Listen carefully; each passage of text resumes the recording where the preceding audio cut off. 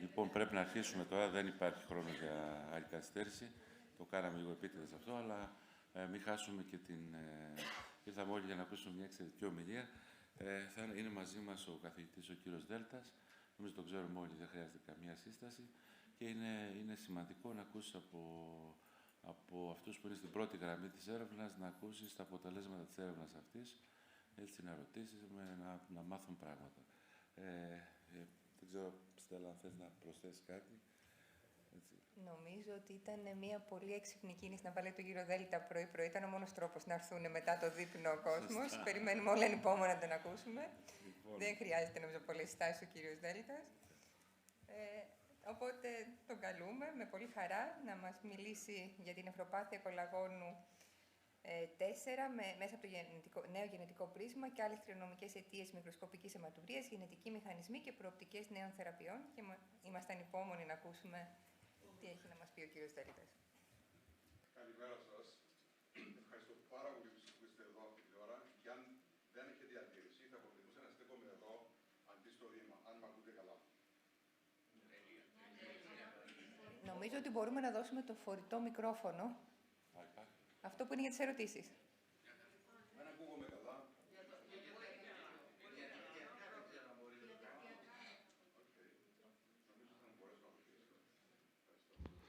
Okay. Όταν μου ζητήθηκε να μιλήσω, ρώτησα σε ποια γλώσσα πρέπει να μιλήσω και μου είπαν ότι είναι καλύτερα να ετοιμάσω διαφάνειες στα αγγλικά και να μιλήσω στα ελληνικά. Οπότε υποθέτω ότι αυτό θα κάνω. Λοιπόν,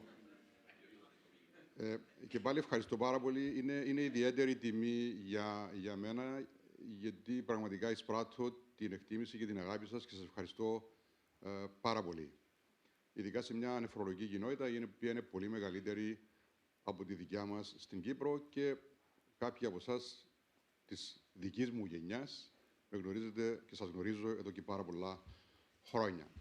Αυτά που θα σας πω σήμερα θα προσπαθήσω να είμαι πιο σύντομος από ό,τι υπολόγιζα, για τους λόγους που ξέρουμε όλοι, για τον χρόνο κλπ. Αλλά θα προσπαθήσω βασικά να σας μιλήσω για πράγματα που ξεκίνησα πριν από αρκετά χρόνια.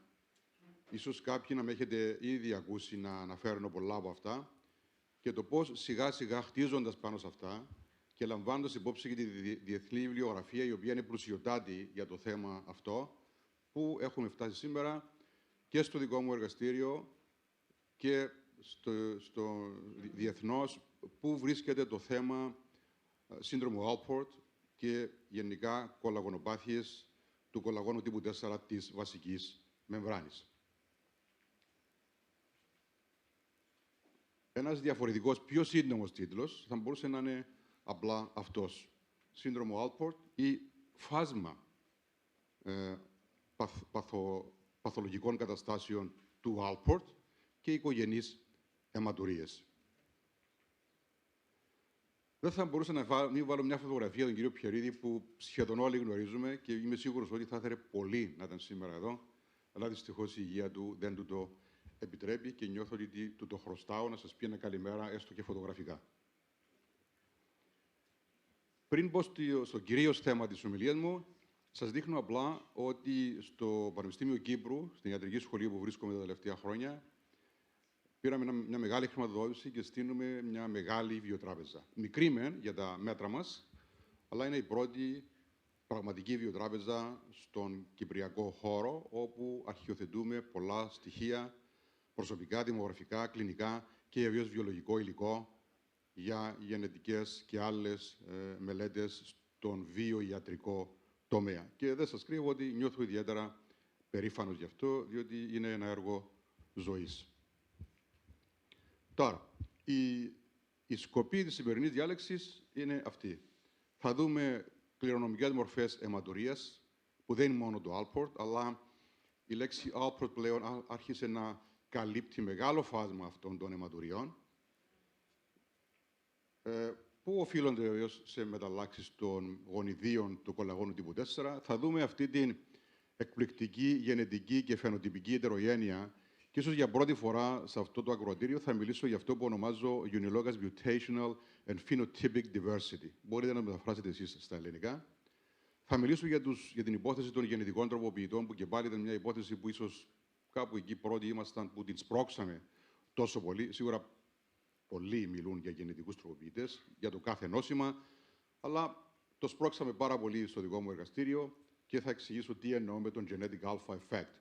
Και βεβαίως δεν μπορεί να μην αναγνωρίζει κάποιος σήμερα πια τα πλεονεκτήματα της γενετικής προσέγγισης μέσα από αυτό που ονομάζουμε next generation sequencing και massive parallel analysis. Ξεκινώ δείχνοντας ο σκοπός δεν είναι να το διαβάσετε, αλλά απλά να σας δώσω το μήνυμα ότι στο πάνελ γονιδίων που εμείς ελέγχουμε πλέον, δεν το ξεκινήσαμε ακόμα, το σχεδιάζουμε, αυτό θα είναι, και χαίρομαι γιατί είχα την ευκαιρία να γνωρίσω την κυρία Πρέκα και την άκουσα χθες και μοιραζόμαστε τις ίδιες ανησυχίες και τα ίδια προβλήματα στην παροχή γενετικής πληροφορίας και ανάλυσης. Σχεδιάζουμε λοιπόν ένα τέτοιο πάνελ με 14 περίπου γονίδια, το οποίο περιλαμβάνει, εκτός από τα κλασικά γονίδια, το κολαγόνο, το CFHR5 για μας και το συμπλήρωμα, αλλά και μερικά άλλα που είναι σπάνια.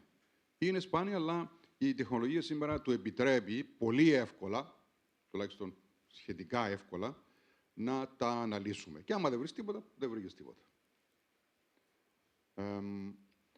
Θέλω μόνο να πω μισή κουβέντα γι' αυτό. Αυτό είναι το γνωστό γονίδιο NPHS2 που προκαλεί κωδικοποιεί για την ποδοκίνη, η οποία είναι από τα πιο γνωστά και συχνά γονίδια που μεταλλάσσονται για το στεροειδοανθεκτικό νεφρωτικό σύνδρομο, παιδική ηλικία κλπ.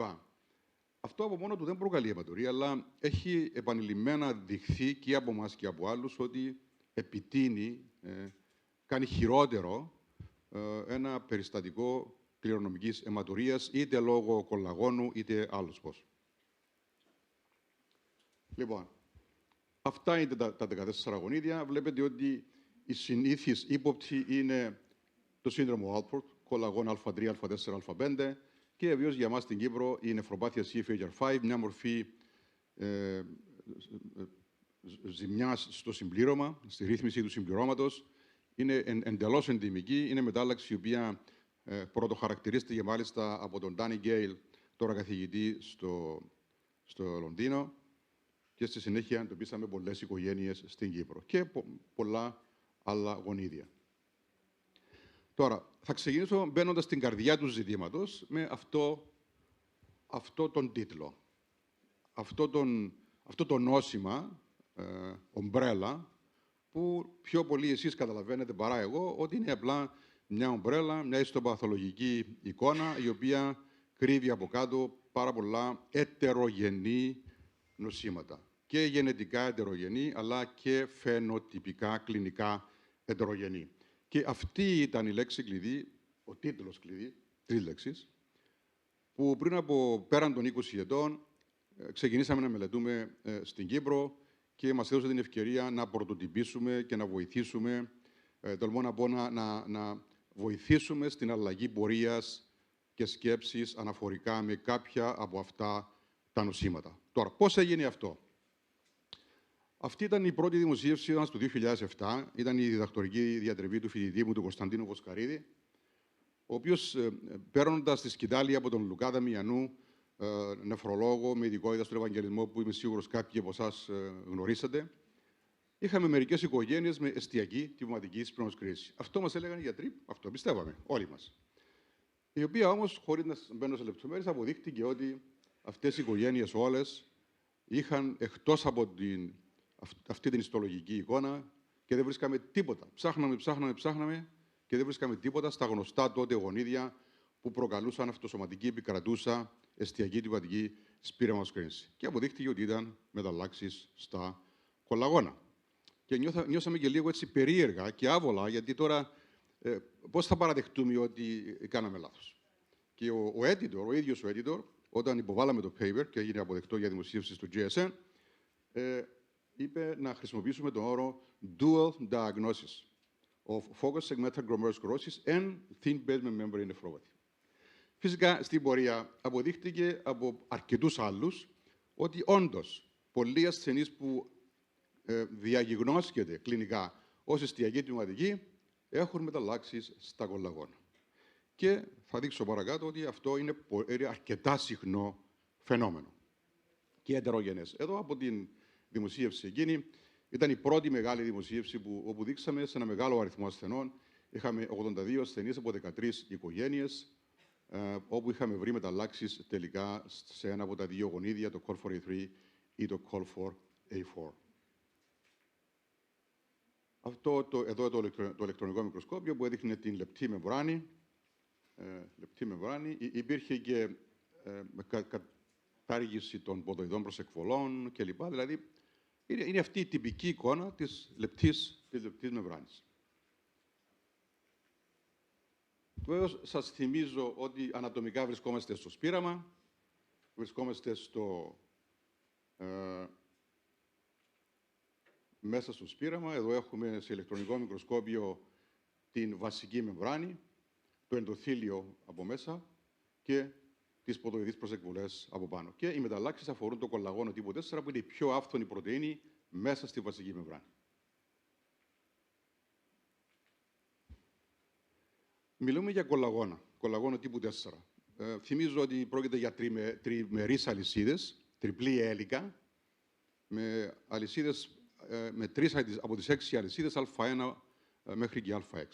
Και μέσα στο σπήραμα, στο ώριμο σπήραμα, έχουμε την διαμόρφωση του τριμερούς με μια α3, μια α4 και μια α5 αλυσίδα. Και όταν μεταλλάσσεται το α5, έχουμε το κλασικό τυπικό χύφυλο σύνδετο outport.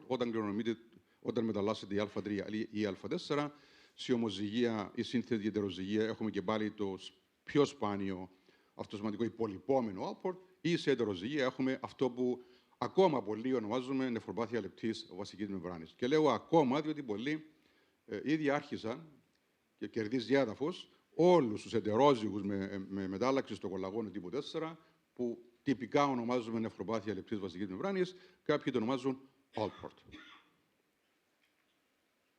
Εδώ μερικές από τις τότε δημοσιεύσεις μας. Είχαμε αρκετές δημοσιεύσεις με πολλές οικογένειες. Μάλιστα αυτή ήταν μια δημοσίευση, αυτή εδώ, ίσως αναγνωρίσετε ήδη κάποιοι τα ονόματα σας εδώ, ήταν μια δημοσίευση με αποκλειστικά ελλαδικές οικογένειες, οι πιο πολλές από την Κρήτη μάλιστα. Ναι, έχουμε παλιά ιστορία με τον κύριο Στυλιανού και με τον κύριο Δαφνή, τον οποίο χάρηκα πολύ που είδα εδώ στο συνέδριο.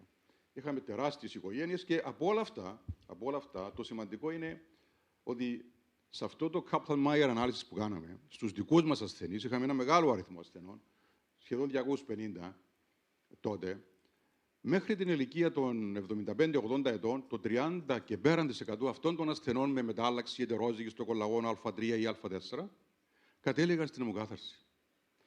Συμφωνώ ότι είναι λίγο bias αυτό, γιατί οι οικογένειες που σίγουρα έρχονται στην προσοχή μας είναι κυρίως οικογένειες που μάλλον είχαν κάτι πιο σοβαρό από άλλους.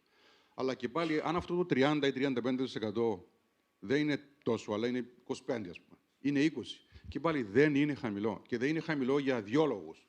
Ο πρώτος είναι ότι και αντικειμενικά, άμα το δει κάποιος, το 20% να καταλήγουν στην αιμοκάθαρση δεν είναι μικρό σε απόλυτους αριθμούς. Αλλά το χειρότερο είναι ότι αυτές οι μεταλλάξεις του κολαγόνου τύπου 4, οι ετερόζυγες, είναι πάρα πολύ συχνές στο γενικό πληθυσμό. Και θα σας δείξω δεδομένα στη συνέχεια. Αυτή η δημοσίευση, στέκω ειδικά σε αυτή από την Αγγλία, νομίζω από τον Μπέρμιγχαμ ήταν, όπου έδειξαν και είπαν και στον τίτλο ακόμα ότι collagen 4 mutations are the most frequent mutations underlying adult FSGS. Τόσο πολύ. Και πολλές άλλες, δεν θέλω να τις απαριθμίσω, αλλά για σκοπούς και αρχείου και για να, όταν μιλώ στους φοιτητές ειδικά, τις έχω αρκετές από αυτές τις δημοσίευσεις, από Ευρώπη, Ιταλία, ακόμα και μέχρι Ιαπωνία. Και κάποιοι όντως το ονομάζουν και αυτοσωματικό επικρατητικό output. Ποια είναι η πορεία αυτών των ασθενών? Όλοι ξεκινούν με μικροσκοπική αιματορία. Υπάρχουν και εξαιρέσεις όπου ακόμα ούτε και η αιματορία δεν έχουν κάποιοι. Και σιγά σιγά κάποιοι ασθενείς, όχι όλοι, θα αναπτύξουν πρωτεϊνουρία, προϊούσεις της ηλικίας, χρόνια νεφρική νόσο και κάποιοι θα καταλήξουν και στον τεχνητό νεφρό. Σίγουρα όχι όλοι. Αλλά εξακολουθεί να παραμένει εν πολλοίς απρόβλεπτο. Ποιοι από όλους αυτούς θα έχουν μια σοβαρή εξέλιξη. Γι' αυτό και οι οδηγίες των ειδικών, και συμβαίνει να συμμετέχω και εγώ σε μια τέτοια επιτροπή ειδικών από πάρα πολλές χώρες και από την Ευρώπη και από αλλού. Οι οδηγίες θέλουν πολύ στενό, συχνό follow-up αυτοί οι ασθενείς και ο όρος καλοήθης μικροσκοπική αιματουρία στην ουσία έχει καταργηθεί. Υπάρχει καλοήθης μικροσκοπική αιματουρία. Απλά παρακολουθείς να δεις τι θα γίνει. Εδώ, από μια δημοσίευση, ένα review paper πρόσφατο, δύο συγγραφείς, αυτές οι κυρίες, η μια από την Αυστραλία και η άλλη από την Μελβούρνη, που πραγματικά χάρηκα να βλέπω να μιλούν για αυτό ακριβώς το πράγμα που περιγράφαμε όλα τα προηγούμενα χρόνια. Και σε κάποια στιγμή εδώ λένε ότι this association, δηλαδή association, συσχετισμός μεταξύ κολλαγόνων, μεταλλάξεως στα κολλαγόνα και FSGS, was first described in 2007 in a cohort of patients from Cyprus and has been reported numerous times since then. Έχει πλέον περάσει στην κλινική πράξη. Και θα δείξω και λίγο αργότερα ότι εκτός από ασθενείς με FSGS, ό,τι και αν σημαίνει αυτό το FSGS ως ιστοπαθολογική εικόνα, και άλλες κλινικές οντόιδες στην νεφρολογία ενδεχομένως να αναγνωριστούν και να διαγνωστούν κλινικά από εσάς ως μια νόσος, αλλά τελικά να αποδειχθεί ότι είναι λόγω μεταλλάξεων στο κολλαγόνο τύπου 4. Υπάρχει ένα ευρύ φάσμα παρουσίασης, φαινοτυπικής παρουσίασης, κλινικής αυτών των ατόμων. Ναι, και αυτά είναι παραδείγματα τα οποία έχω βρει στη βιβλιογραφία ή και από τη δικιά μας εμπειρία, περιπτώσεων που μπαίνει αυτή η κλινική διάγνωση, όπως τη βλέπετε εδώ, κυστικές νόσοι, αυτό το φάσμα του Alport που ανέφερα, εστιακή τουματική, επιμένουσα πρωτεϊνουρία, IgA νεφροπάθεια βίους, μέμπρανο υπερπλαστική, σπερματονεφρίτιδα, ακόμα και Barter, νεφρωσικό σύνδρομο εννοείται, οικογενείς αιματουρίες γενικά, τελικό στάδιο. Και πολλές φορές ασθενείς που έχουν διαγνωστεί με κάτι από όλα αυτά αποδεικνύεται μετά από λεπτομερή γενετική ανάλυση ότι είχαν μεταλλάξει στο κολλαγόνο. Τώρα, αποκλείεται κάποιοι από αυτούς να έχουν ταυτόχρονα και κάτι άλλο? Όχι, ποτέ δεν αποκλείεται αυτό. Κάποια νοσήματα είναι τόσο συχνά που δεν είναι καθόλου σπάνιο να βρει σε κάποιο ασθενή ανάμεσα στους πολλούς που να έχει μια διγονιδιακή κληρονόμηση. Ναι, και αυτό είναι που εννοούσα πριν με αυτόν τον όρο unilogous mutational and phenotypic diversity. Δηλαδή, όπως πολλές φορές μεταλλάξεις σε διαφορετικά γονίδια μπορεί να προκαλέσουν την ίδια νόσο, ακόμα και το Alport είναι μια γενετικώς ετερογενής νόσος. Έχεις Alport με μετάλλαξη στο Α3 ή στο Α4 ή στο Α5 και πρόσφατα δημοσιεύτηκε ένα paper που ήταν η μετάλλαξη σε ένα άλλο γονίδιο, την υδροξυλάση της προλίνης. Θα το πω προς το τέλος. Αλλά υπάρχει και το ανάποδο, το οποίο ίσως να έχετε ήδη δει σε διαφορετικό φάσμα ασθενειών. Δηλαδή, μετάλλαξη σε ένα γονίδιο, σε ένα και μοναδικό γονίδιο, είτε διαφορετικές μεταλλάξεις ή καμιά φορά και ίδιες, κλινικά παίρνουν διαφορετικό όνομα. Διαγνώσκονται διαφορετικά. Κάποτε διαγνώσκονται ως Alport, κάποτε διαγνώσκονται ως λεπτή μεμβράνη, κάποτε ως IgA, κάποτε ως FSGS και ούτω καθεξής. Και έχουν αναφερθεί παραδείγματα με όλα αυτά. Εδώ, με αυτή την πρόσφατη δημοσίευση, θέλω να δείξω ότι σε αυτή την ερώτηση, is it useful to know the genetic basis of microscopic hematuria, είναι καλό να γνωρίζουμε την γενετική βάση της μικροσκοπικής αιματουρίας που εμφανίζει ο άρρωστος μας. Και η απάντηση είναι φυσικά. Και ένας κύριος λόγος, πέρα από την επιστημονική ή ιατρική περιέργεια, είναι ότι πάρα πολλές φορές αποδείχτηκε και υπάρχουν πολλές δημοσιεύσεις πια, όχι μόνο δικές μας, αποδείχθηκε ότι με την γενετική παρέμβαση, ανάλυση, μπαίνει η σωστή διάγνωση και πάρα πολλές φορές, ευτυχώς, αλλάζει και ο τρόπος χειρισμού του αρρώστου. Όχι μόνο δίνεται την πιο σωστή θεραπεία, αλλά προπαντός, και είμαι σίγουρος θα συμφωνήσετε, αποφεύγεται τοξική θεραπεία εκεί που δεν έπρεπε. Οπότε, ναι, η γενετική ανάλυση. Φυσικά είμαι γενετιστής, δεν μπορώ να μιλήσω διαφορετικά, δεν μπορώ να μιλήσω εναντίον της γενετικής, αλλά υπάρχει μέτρο. Σίγουρα εκεί που δεν πρέπει να κάνεις γενετική ανάλυση ή δεν βοηθάει, δεν θα την κάνεις. Αλλά η γενετική ανάλυση κερδίζει συνεχώς έδαφος, διότι λύνει προβλήματα. Υπάρχουν ζητήματα και τα συζητάγαμε και μεταξύ μας αυτές τις μέρες αναφορικά με το κόστος, με την έγκριση που χρειάζεται, το ένα το άλλο. Αλλά η γενετική. Και εδώ στον πίνακα ακριβώς αυτό δείχνει ότι στο 58% των περιπτώσεων, δεν θυμάμαι πόσος ήταν ο συνολικός αριθμός των ασθενών, άλλαξε το follow-up. άλλαξε το treatment, η θεραπευτική αγωγή που δόθηκε. Άλλαξε, είτε δόθηκε νέα θεραπευτική αγωγή ή, εν πάση περιπτώσει, σταμάτησε αυτό που δινόταν, συνήθως ανοσοθεραπείες και ούτω καθεξής.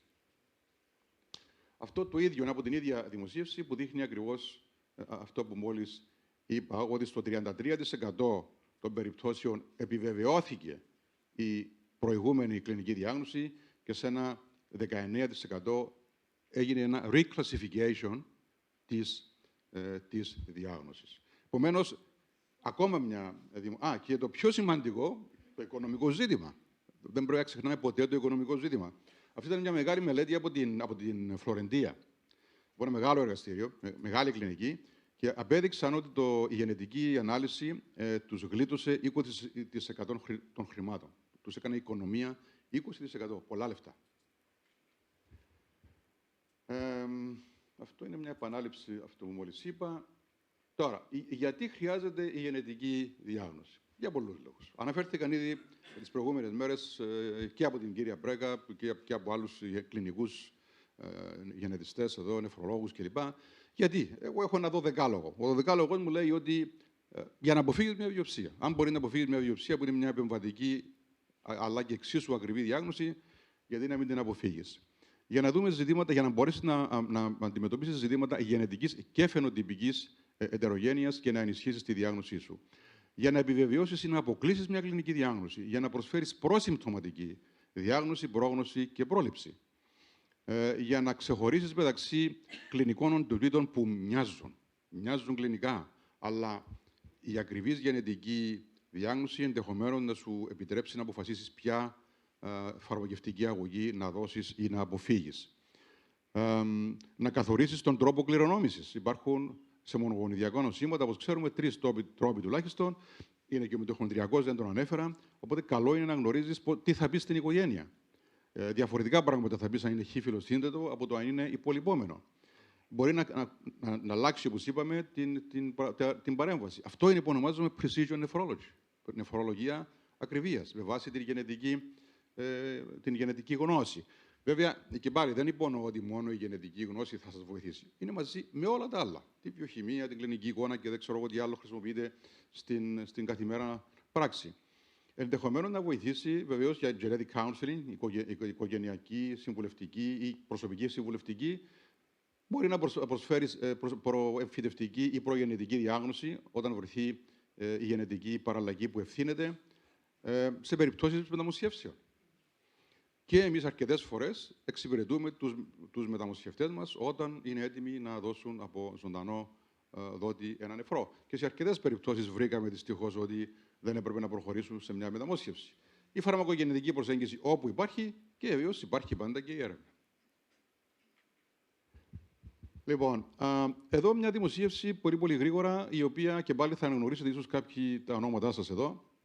Αυτές ήταν 26 ελλαδικές οικογένειες από πολλά κέντρα της Ελλάδος, όπου μας στάρθηκαν στην Κύπρο, κάναμε την μοριακή ανάλυση και σε αρκετές περιπτώσεις είχαμε δει ότι όντως οι ιατροί με το που τους δώσαμε την ορθή γενετική διάγνωση, άλλαξαν τη θεραπεία. Σίγουρα όχι σε όλους, δεν εννοώ, έτσι, είναι δειγματοληπτικά. Σε ένα, σε δύο, σε τρία ασθενείς χρειάστηκε να αλλάξει η θεραπευτική αγωγή λόγω της διάγνωσης που ξεκαθάρισε μέσα από την γενετική.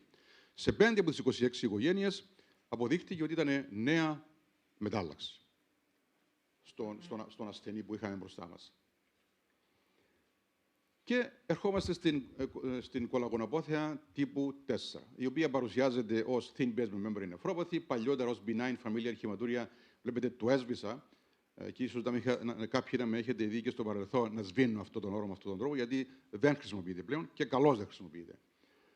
Μπορεί κάποιοι να το διαγνώσουν, όπως είπα και πριν, ως αυτοσωματικό επικρατητικό Alport ή φορείς του υπολοιπόμενου, ή τελευταία προσφέρεται και αυτός ο όρος Alport Spectrum Disorder. Τώρα, πόσο συχνή είναι αυτή, γιατί αξίζει τον κόπο κανείς να δίνει μια διάλεξη στο πλαίσιο του meet the expert δηλαδή. Και είναι πολύ συχνή. Από μια πολύ μεγάλη γενετική ανάλυση που έγινε πρόσφατα και δημοσιεύτηκε στο GSN, χρησιμοποιώντας δεδομένα από αυτές τις μεγάλες βάσεις δεδομένων που ίσως όλοι ακούμε, το GNOMA, το EXACT κλπ. Και μέσα από το UK Biobank, αποδείχτηκε ότι 1 στους 106 στο γενικό πληθυσμό, 1 στους 106, έχει σίγουρα μια παθογόνο μετάλλαξη. Μια παραλλαγή στο DNA, η οποία είναι σίγουρα παθογόνος.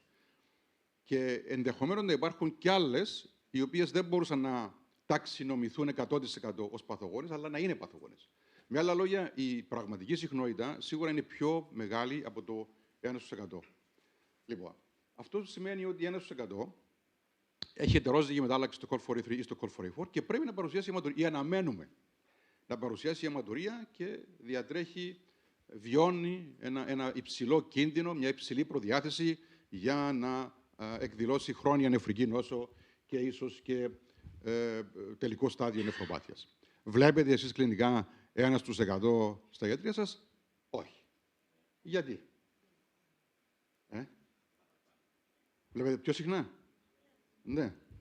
Εντάξει. Το ζήτημα είναι ότι εδώ υπάρχει σε έναν βαθμό ατελής διεισδυτικότητα. Αλλά καλώς έκανε στο σχόλιο, αγαπητέ Κώστα. Σας προτείνω κι εγώ, αξιολογήστε το. Εμείς οι εργαστηριακοί περιμένουμε να ακούσουμε από εσάς. Πόσο συχνά το βλέπετε. Οπότε αυτό μας βοηθάει για εμάς να εκτιμήσουμε, όταν κάνουμε τις αναλύσεις μας, αυτά τα νέα ευρήματα.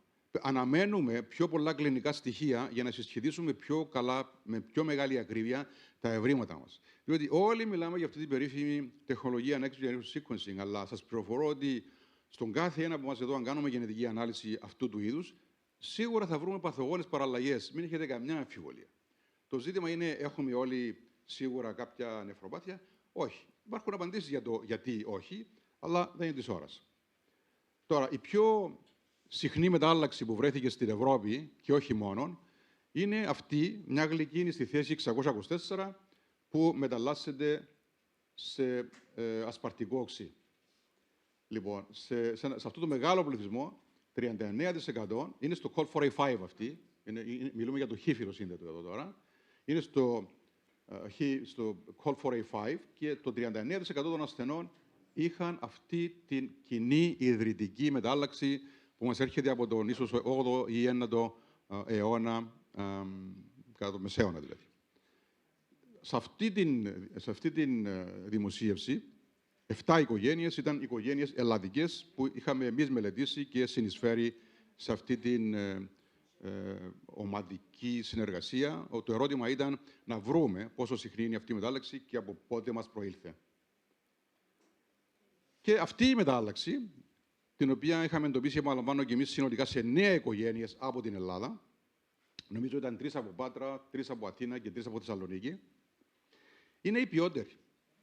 Δηλαδή, κάνει χήφυλο σύνδετο output, αλλά η κλινική εικόνα είναι γενικώς η ποιότερη και μικρότερο ποσοστό ασθενών θα καταλήξουν στην αιμοκάθαρση όταν έχουν αυτή την μετάλλαξη. Και βλέπετε εδώ το ρίσκο σε αυτά τα άτομα να είναι χαμηλότερο, δηλαδή έρχεται σε μεταγενέστερες ηλικίες, όταν η μετάλλαξη είναι αυτή, σε σύγκριση με ασθενείς που έχουν άλλες μεταλλάξεις που είναι πιο σοβαρές. Δεν θα ξοδέψω πολύ χρόνο σε αυτό, λόγω της πίεσης του χρόνου. Απλά είναι μια παράθεση των 9 οικογενειών που μελετήσαμε, που είναι από την Ελλάδα. Και όντως, συνολικά θα δείτε ότι σχετικά μικρός αριθμός ασθενών καταλήγει στην αιμοκάθαρση από όλους αυτούς. Και αναφορικά με την συχνότητα, για πρώτη φορά και στην Κύπρο, στο πλαίσιο αυτού του μεγάλου έργου που σας ανέφερα στην αρχή, που πήραμε από την Ευρωπαϊκή Ένωση και δημιουργούμε τη βιοτράπεζά μας, κάναμε και τους πρώτους 1000 Κύπριους whole exome sequencing. Είναι μικρός αριθμός ακόμα, αλλά ξεκινήσαμε. Ανάμεσα λοιπόν σε αυτούς τους 1000, μια πρώτη ανάλυση, είναι μικρός αριθμός σχετικά για αυτού του είδους την στατιστική επιδημιολογική ανάλυση. Αλλά, εν πάση περιπτώσει, δειγματοληπτικά, ανάμεσα στους 1000 βρήκαμε. Βρήκαμε 4, 1, 2, 3, 4, που έχουν σχεδόν σίγουρα μετάλλαξη. Είναι pathogenic ή likely pathogenic. Ανάμεσα σε όλες αυτές τις άλλες που ονομάζουμε VUS, variant of uncertain significance, μπορεί κάποια να είναι στο τέλος να αποδειχτούν παθογόνες. Άρα λοιπόν, ένα στους 200 εμείς δείχνουμε τώρα εδώ, έχει μια παθογόνο μετάλλαξη, αλλά πολύ πιθανόν να είναι ακόμα πιο συχνό. Άρα λοιπόν, και στους δικούς μας πληθυσμούς είναι συχνά ευρήματα. Και εδώ, από μια κοινή δημοσίευση και πάλι αυτού του consortium που σας είπα ότι συμμετέχουμε πολύ ειδικοί και ετοιμάζουμε και κάποια guidelines, δημοσίευσαμε πριν από μερικά χρόνια στο Clinical JSN και λέμε ότι the experts recommend... εδώ, ξεκινούμε από εδώ. Alport syndrome experts now advocate genetic testing for persistent hematuria even when a heterozygous pathogenic col4a3 or col4a4 is suspected. Oops, τι κάνω λάθος.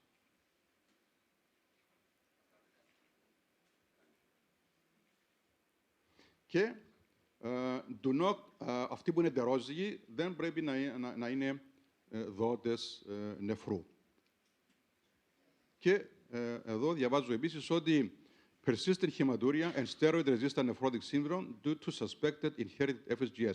Πρέπει να γίνεται testing όταν υπάρχει τέτοια κλινική διάγνωση.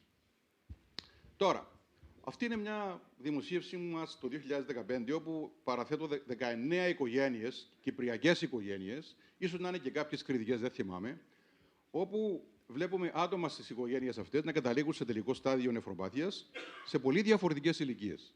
Όπου υπάρχουν περισσότερα από ένα άτομα, ακόμα και στην ίδια οικογένεια, βλέπετε εδώ κάποιος κατέληξε στα 55, 61, 65, 55, 68 και ούτω καθεξής. Δηλαδή, πολύ μεγάλη γενετική φαινοτυπική ετερογένεια αναφορικά με το πότε καταλήγουν. Και αυτή είναι μια δημοσίευση που κάναμε με δύο φοιτητές της ιατρικής. Μάλιστα, η μία χαίρομαι γιατί είναι εδώ. Η Τσελεστίνα, η οποία κάνει ειδικότητα τώρα στο γεννηματά. Και χαίρομαι πολύ που την βλέπω εδώ μαζί μας. Αυτές είναι πολλές οικογένειες από την βιβλιογραφία που μαζέψαμε. Δεν είναι μόνο δικές μας, είναι και δικές μας, αλλά όχι μόνο. Και βλέπετε το ίδιο έβριμα. Από οικογένεια σε οικογένεια, πολύ διαφορετικές ηλικίες που τα άτομα καταλήγουν σε τελικό στάδιο, ή και μέσα στην οικογένεια, επίσης, πολύ διαφορετικές ηλικίες. Και το ερώτημα είναι, γιατί. Γιατί κάποιοι ξεκινούν με αιματουρία και καταλήγουν στην αιμοκάθαρση, κάποιοι ξεκινούν με αιματουρία και δεν καταλήγουν ποτέ στην αιμοκαθάρση και πεθαίνουν μόνο με αιματουρία, ή διαφέρει τόσο πολύ η ηλικία. Και υπάρχει προτείνουμε αυτόν τον φαινοτυπικό χαμελέοντα, κατά κάποιον τρόπο, και την υπόθεση ότι patients who progress to a severe kidney function decline have additionally inherited few or many genetic modifiers that predispose them to this adverse development. Εδώ δηλαδή εισάγουμε την έννοια του γενετικού τροποποιητή. Γενετικοί τροποποιητές με την candidate gene approach, με υποψήφιους δηλαδή γενετικούς παράγοντες, και εμείς και άλλοι έχουμε ήδη δημοσιεύσει καμιά δεκαριά τέτοιους παράγοντες που είναι διαφορετικές παραλλαγές σε διαφορετικά γονίδια, όπως είναι η ποδοκίνη, όπως είπα και πριν, όπως είναι η MYH9, η νεφρίνη και ούτω καθεξής, η λαμινίνη α5, που όταν συγκληρονομούνται μαζί με τη μετάλλαξη στο κολαγόνο, επιτείνουν την κλινική εικόνα, χειροτερεύουν την κλινική εικόνα. Και εδώ, στα γρήγορα, μερικά γενεαλογικά δέντρα από την Κύπρο, όπου βλέπετε άτομα τα οποία είναι μαυρισμένα, όχι γκρίζα, μαυρισμένα, είναι άτομα τα οποία κατέληξαν στην αιμοκάθαρση επειδή ή εν πάση περιπτώσει είχαν σοβαρό κλινικό φαινότυπο, διότι είχαν εκτός από τη μετάλλαξη στο κολαγόνο, είχαν και μια μετάλλαξη στην ποδοκίνη. Και εδώ ένα δεύτερο γενεαλογικό δέντρο. Και μετά αποφασίσαμε ότι, εντάξει, όταν πήραμε αρκετά λεφτά μέσα από διαφορετικά ερευνητικά προγράμματα, αποφασίσαμε ότι, κοιτάξτε να δείτε, αντί να ψάχνουμε ένα-ένα, θα πάμε να κάνουμε ένα whole exome sequencing. Κάναμε λοιπόν whole exome sequencing σε ένα μεγάλο αριθμό ασθενών που είχαμε. Και εδώ έχω να σας παρουσιάσω προκαταρκτικά αποτελέσματα. Πήραμε 115 ασθενείς, μου φαίναμε, πήραμε στο τέλος. Ναι, πήραμε 94 ασθενείς που κατηγοριοποιήσαμε ως σοβαρά επηρεασμένους και 21 οι οποίοι ήταν ελαφρώς επηρεασμένοι. Severe και mild. Τώρα, ίσως ρωτήσει κάποιος, καλά, πώς και έχετε πολύ λιγότερους με mild disease σε σύγκριση με αυτούς που είναι severe. Ο λόγος είναι διότι βάλαμε ένα πολύ αυστηρό ηλικιακό κριτήριο. Είπαμε ότι για να ταξινομήσουμε κάποιον ως mild ή πιανόσος, πρέπει να ξεπεράσει την ηλικία των 50 ετών. Και όπως ξέρουμε, είναι μια προοδευτική κατάσταση και χειροτερεύει, αν θα χειροτερεύσει, προϊούσεις της ηλικίας. Και έτσι θεωρήσαμε ότι σαν ασφαλές κατόφλι μπορούμε να βάλουμε το 50. Και καταλήξαμε σε αυτούς τους αριθμούς. Ακόμα τα αναλύουμε, διότι είχαμε ένα σωρό προβλήματα, αλλά η γενική εντύπωση που φαίνεται να βγαίνει είναι ότι χρησιμοποιώντας αυτό το περίφημο polygenic risk score, βγαίνει μια κάπως στατιστική σημαντικότητα στο ότι αυτοί που είναι severe έχουν υψηλότερο polygenic risk score. Με απλά λόγια, φαίνεται ότι κληρονομούν περισσότερους από αυτούς τους γενετικούς τροποποιητές που τους προδιαθέτουν για σοβαρή νόσο. Και βέβαια αυτοί οι τροποποιητές στους οποίους αναφέρομαι, είναι γενετικοί δείκτες, δηλαδή δεν είναι ένας, δεν είναι δύο. Σίγουρα είναι περισσότεροι. Μπορεί ένας ή δύο να παίζουν πιο σοβαρό ρόλο, αλλά σίγουρα δεν είναι ένας ή δύο. Και εδώ μερικά γενεαλογικά δέντρα που και πάλι βλέπετε όλα αυτά τα άτομα, τα χρωματισμένα, είναι άτομα που έχουν κληρονομήσει μία μετάλλαξη σε ετεροζυγία στο Col4A3 ή στο Col4A4 και ταυτόχρονα έχουν κληρονομήσει και ένα σωρό άλλους δείχτες που τους βλέπετε, δεν είναι για να τους διαβάσετε, αλλά για να δείτε, κάθε γραμμή είναι και ένας γενετικός δείκτης, μια παραλλαγή, η οποία ενδεχομένως προδιαθέτει για την χειρότερη κλινική πρόγνωση. Και εδώ, επιστρέφοντας λίγο πίσω, αυτό που αποκαλώ γενετικός χάρτης της Κύπρου, δείχνω οικογένειες, χωριά, όπου έχουμε βρει οικογένειες με αυτή την περίφημη CFHR5 νεφρόπαθη, που όπως είπα και πριν πρώτος εντόπισε ο Ντάνι Γκέιλ σε Κύπριους του Λονδίνου και στη συνέχεια, σε συνεργασία μεταξύ μας, εντοπίσαμε μέχρι τώρα 23 οικογένειες με αυτή την συγκεκριμένη γενετική βλάβη, η οποία φαίνεται ότι ξεκίνησε από χωριά του Τροόδους, ίσως μάλιστα και από το χωριό που εγώ κατάγομαι, ένα πανέμορφο χωριό, ο Καλοπαναγιώτης. Αν έρθετε Κύπρο, επισκεφτείτε τον Καλοπαναγιώτη. Λοιπόν, και αυτή ήταν μια δημοσίευση στο Lancet πρώτα και μετά στο Clinical GSM. Και εδώ ένας μεγαλύτερος γενετικός χάρτης, πιο πυκνός, όπου και πάλι η κάθε κοιλίδα που βλέπετε αντιπροσωπεύει χωριά όπου έχουμε εντοπίσει οικογένειες με πάρα πολλές με κληρονομικές νεφροπάθειες. Η πιο συχνή μετάλλαξη στην Κύπρο είναι μια γλυκίνη σε γλουταμινικό οξύ στη θέση 1334 της Α3 αλυσίδας, την οποία έχουμε εντοπίσει σε 22 οικογένειες και πέραν των 200 ασθενών. Τώρα, πώς οι μεταλλάξεις του κολαγόνου δημιουργούν νόσο. Τι είναι αυτό που σε μοριακό και κυτταρικό επίπεδο οδηγεί αυτή την παθογένεια. Για να το μελετήσουμε αυτό, αποφασίσαμε στο εργαστήριό μου να κάνουμε μια πιο βασική έρευνα, να αναπτύξουμε ένα πιο βασικό ερευνητικό έργο και δούλεψε μαζί μου μια νέα ερευνήτρια, μεταδιδακτορική, η Μυρτάνη Πιερή, η οποία πολύ έτσι συνοπτικά έβαλε μεταλλάξεις, έβαλε constructs, όπως λέμε, μέσα σε κύτταρα και μελέτησε τη συμπεριφορά των κολαγόνων και επίσης μετά την κυπριακή αυτή συχνή μετάλλαξη που σας ανέφερα πριν, την 1334, τη μεταφέραμε και σε ένα ποντικό και δημιουργήσαμε το δικό μας μοντέλο ποντικού Alport, που για πρώτη φορά εδώ βάλαμε μία μετάλλαξη που αλλάζει ένα αμινοξύ σε κάτι άλλο. Ενώ το προηγούμενο μοντέλο που πολυμελετήθηκε ομολογουμένως από πάρα πολλούς ερευνητές εδώ και δεκαετίες ήταν ένα knockout, εντελώς knockout, δηλαδή δεν παράγει κολαγόνο. Εδώ παράγει κολαγόνο, δεν θα πω σε λεπτομέρειες να σας το παρουσιάσω σήμερα, ίσως μια άλλη φορά, αλλά παράγει κολαγόνο και εκκρίνεται, αλλά είναι μεταλλαγμένο. Και εδώ βλέπουμε ότι η Μυρτάνη έδειξε ότι, για πρώτη φορά, έδειξε ότι αυτές οι μεταλλάξεις και σε κυτταρικό επίπεδο και στο ποντίκι ενεργοποιούν αυτό το γνωστό μονοπάτι του unfolded protein response. Δηλαδή, μέσα στο εντοπλασματικό δίκτυο ενεργοποιείται αυτό το μονοπάτι που βασικά ανεβαίνει το επίπεδο έκφρασης μερικών σαμπερονών, συνοδών πρωτεϊνών δηλαδή, για να χειριστούν το ζήτημα της μεταλλαγμένης πρωτεΐνης. Είτε να την βοηθήσουν να αναδιπλωθεί και να βγει έξω στην βασική μεμβράνη ή να την καταστρέψουν. Και εδώ βλέπετε απλά έτσι ενδεικτικά σε ανοσοφθορισμό, μάλλον όχι δεν είναι ανοσοφθορισμός, είναι antibody staining, πώς ανεβαίνει το επίπεδο έκφρασης ενός συγκεκριμένου γονιδίου και εδώ σε western blots διάφοροι γενετικοί δείκτες αυτού του μονοπατιού, πώς ανεβαίνουν στατιστικά στα ποντίκια, σε αυτά τα ποντίκια. Και εδώ βλέπετε την ιστοπαθολογική εικόνα αυτών των ποντικών, που είναι μια τυπική εικόνα Alport. Εδώ είναι το φυσιολογικό Και αυτό είναι το άρρωστο ποντίκι και βλέπετε ότι υπάρχουν λεπτήσεις, παχύνσεις, lamellations.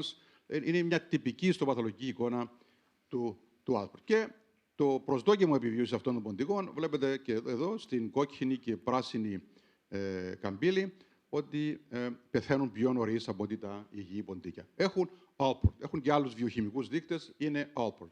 Τώρα, εδώ, με αυτά τα ευρήματα, διαμορφώσαμε μια διαφορετική επιστημονική υπόθεση για το πώς μπορούμε ίσως να θεραπεύσουμε αυτά τα ποντίκια. Εφόσον ενεργοποιείται αυτό το περίφημο μονοπάτι του unfolded protein response. Αλλά φαίνεται ότι παρόλο που ενεργοποιείται, δεν καταφέρει να σώσει τον ποντικό. Ο ποντικός εξακολουθεί να έχει Alport και πεθαίνει. Δηλαδή, εσωτερικά, ενδοκυταρικά, αντιδρά το σύστημα. Ενεργοποιεί αυτό το unfolded protein response. Αλλά δεν σώζεται ο ποντικός. Οπότε, είπαμε να πάμε εξωτερικά και να του δώσουμε δικά μας chaperones, συνθετικά, να δούμε αν θα βοηθήσουμε την κατάσταση. Και χρησιμοποίησαμε αυτά τα δύο, το 4-PBA και το TUDCA, που είναι FDA approved για άλλες νόσους. Άρα, στην ουσία, κάναμε repurposing. Πήραμε μικρά εγκεκριμένα μόρια που χρησιμοποιούνται για μια άλλη νόσο και να χρησιμοποιήσουμε εδώ να δούμε αν θα βοηθήσουμε εσωτερικά το σύστημα για να σωθεί ο ποντικός. Και εδώ σας δείχνω μόνο μία διαφάνεια. Θα μπορούσα να δείξω πάρα πολλές. Ετοιμάζουμε τώρα μια δημοσίευση. Εδώ βλέπουμε ποντίκια τα οποία πήραν αυτό το φάρμακο στο φαγητό τους ή στο νερό τους, σε σύγκριση με υγιή ποντίκια, σε σύγκριση με ποντίκια που έχουν Alport, αλλά αντί να πάρουν φάρμακο, πήραν το πλασίμπο, πήραν φυσιολογικό ορό. Και συγκρίνεται την εικόνα εδώ στα δεξιά, που είναι το ποντίκι που πήρε ορό, φυσιολογικό ορό, πλασίμπο, με τον ποντικό που πήρε το PBA. Αυτή είναι μια τυπική ιστοπαθολογική εικόνα βασικής μεμβράνης σε ένα άρρωστο ποντικίμιο Alport και βλέπετε ότι εδώ πόσο έχει βελτιωθεί αυτή η εικόνα. Είναι μια από πολλές εννοείται. Δηλαδή μετατρέπει στην ουσία ένα ποντίκι με Alport σε ένα ποντίκι με νεφροπάθεια λεπτής βασικής μεμβράνης, που σίγουρα είναι μια πολύ ποιότερη κατάσταση. Είναι παθολογική, αλλά και κλινικά ξέρουμε ότι η νεφροπάθεια λεπτής βασικής μεμβράνης, ακόμα και όταν κάνει σοβαρή κλινική νόσο, είναι πολύ αργότερα ηλικιακά. Και εδώ στατιστικά επίσης, όχι μόνο είναι μικρότερος ο αριθμός των ζημιών, αλλά είναι και μικρότερη η σοβαρότητά τους. Συγκρίνεται πάλι αυτούς τους κύκλους με τους κύκλους στα δεξιά. Το μπλε είναι η απουσία βλαβών στην βασική μεμβράνη. Άρα λοιπόν δείχνουμε ότι βοηθά, τουλάχιστον στο ποντίκι. Κλείνω λέγοντας ότι πολύ πρόσφατα ήταν μια δημοσίευση στο Journal of Clinical Investigation, όπου κάποιοι ερευνητές, μια μεγάλη ομάδα ερευνητών και από τη Γερμανία, από το εργαστήριο του Tobias Huber, έδειξαν ότι οι μεταλλάξεις στο γονίδιο της πρόλεο 3 υδροξυλάσης. Αυτό είναι ένα ένζυμο το οποίο υδροξυλιώνει τις προλίνες στα κολαγόνα. Ξέρουμε ότι τα κολαγόνα περιέχουν εκτός από γλυκίνες πάρα πολλές προλίνες και πολλές από αυτές τις προλίνες υδροξυλιώνονται στη θέση 4, συνήθως, ή στη θέση 3. Στη θέση 3 είναι πολύ επιλεγμένες θέσεις που υδροξυλιώνονται. Και υπάρχει αυτό το ειδικό ένζυμο. Είναι απαραίτητο. Έδειξαν λοιπόν ότι σε ασθενείς οι οποίοι έχουν μεταλλαγμένο αυτό το ένζυμο ή σε ποντίκια που έφτιαξαν, δημιουργείται ένας φαινότυπος πάρα πολύ παρόμοιος με την νεφροπάθεια λεπτής βασικής μεμβράνης. Και αυτό είπαν στη δημοσίευσή τους. Μετά μου ζήτηθηκε από τον editor να ετοιμάσω ένα commentary και ετοιμάζοντας αυτό το commentary, εγώ πήγα ένα βήμα παρακάτω και είπα: κοιτάξτε, έχετε νεφροπάθεια λεπτής βασικής μεμβράνης, όπως λέει και στον τίτλο, αλλά έχετε και Alport.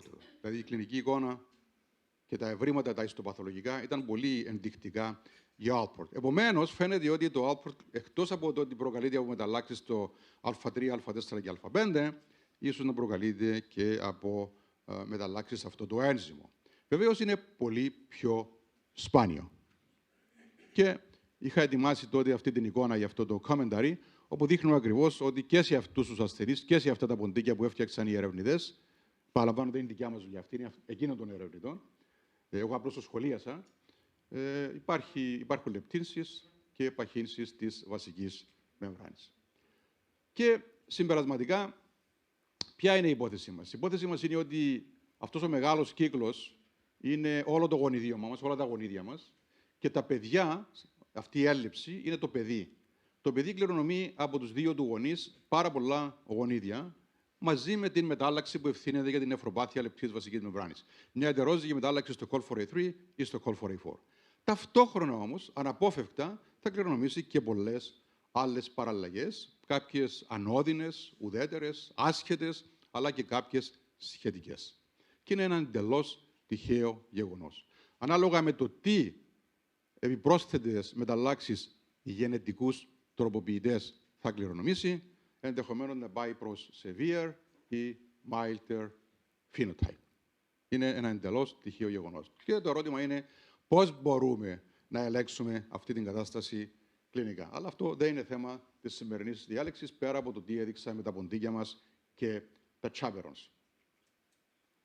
Βέβαια, να μην ξεχνάμε ποτέ και το περιβάλλον. Έτσι. Να μην ξεχνάμε ποτέ ότι εκτός από την γενετική, το περιβάλλον και ίσως επιγενετικοί παράγοντες, και ξέρετε εσείς καλύτερα από μένα, από πολλούς γενετικούς παράγοντες, παχυσαρκία, κάπνισμα, ποτό ίσως κλπ.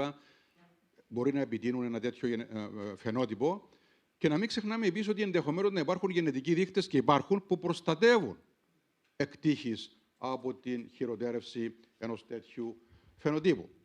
Συμπερασματικά, λοιπόν, δεν χρειάζεται νομίζω να τα διαβάσω ένα-ένα. Να πω ότι καταρχάς χαιρόμαστε γιατί συνεργαζόμαστε με πολλούς από εσάς στην διερεύνηση τέτοιων περιστατικών ως ένα εργαστήριο που προάγει την κλινικο-εργαστηριακή έρευνα. Εκτιμούμε πάρα πολύ την πρόσβασή μας σε κλινικό υλικό για να κάνουμε όλες αυτές τις ενδιαφέρουσες δουλειές. Οι μεταλλάξεις στα κολαγόνα είναι συχνές. Ενδεχομένως να βλέπετε αυτή η συχνότητα, ενδεχομένως να μην τη βλέπετε αυτή η συχνότητα στο κλινικό, στο ιατρείο σας, αλλά έχετε το υπόψη σας. Κάθε ασθενής που στην ηλικία των 60 ή 70 ή και αργότερα ακόμα καταλήγει στην αιμοκάθαρση, ενδεχομένως να ξεκίνησε πριν 80 χρόνια ή 70 χρόνια με μια εντερόζυγη μετάλλαξη σε ένα από αυτά τα γονίδια. Σας ευχαριστώ πάρα πολύ για την προσοχή σας. Ευχαριστούμε πάρα πολύ, κύριε. Και αυτή είναι μια πρόσφατη φωτογραφία της ομάδας μου. Αυτή είναι η ομάδα. Είναι καλή. Λοιπόν, επειδή πήρα την ευθύνη να φέρω λίγο πιο αργά την συνεδρία αυτή, έχουμε μία ερώτηση, για να μην... μία. Κυρία Πρέκα.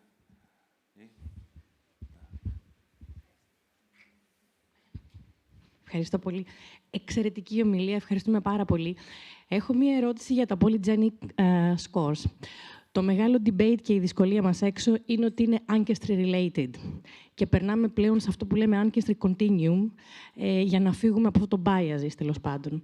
Ποια είναι η σκέψη σας και τι σκοπό έχετε να κάνετε, γιατί φαντάζομαι ότι η κορτή σας είναι πολύ συγκεκριμένη, οπότε τα results δεν είναι τόσο accurate. Ευχαριστώ. Ευχαριστώ για την ερώτηση. Έχετε δίκιο.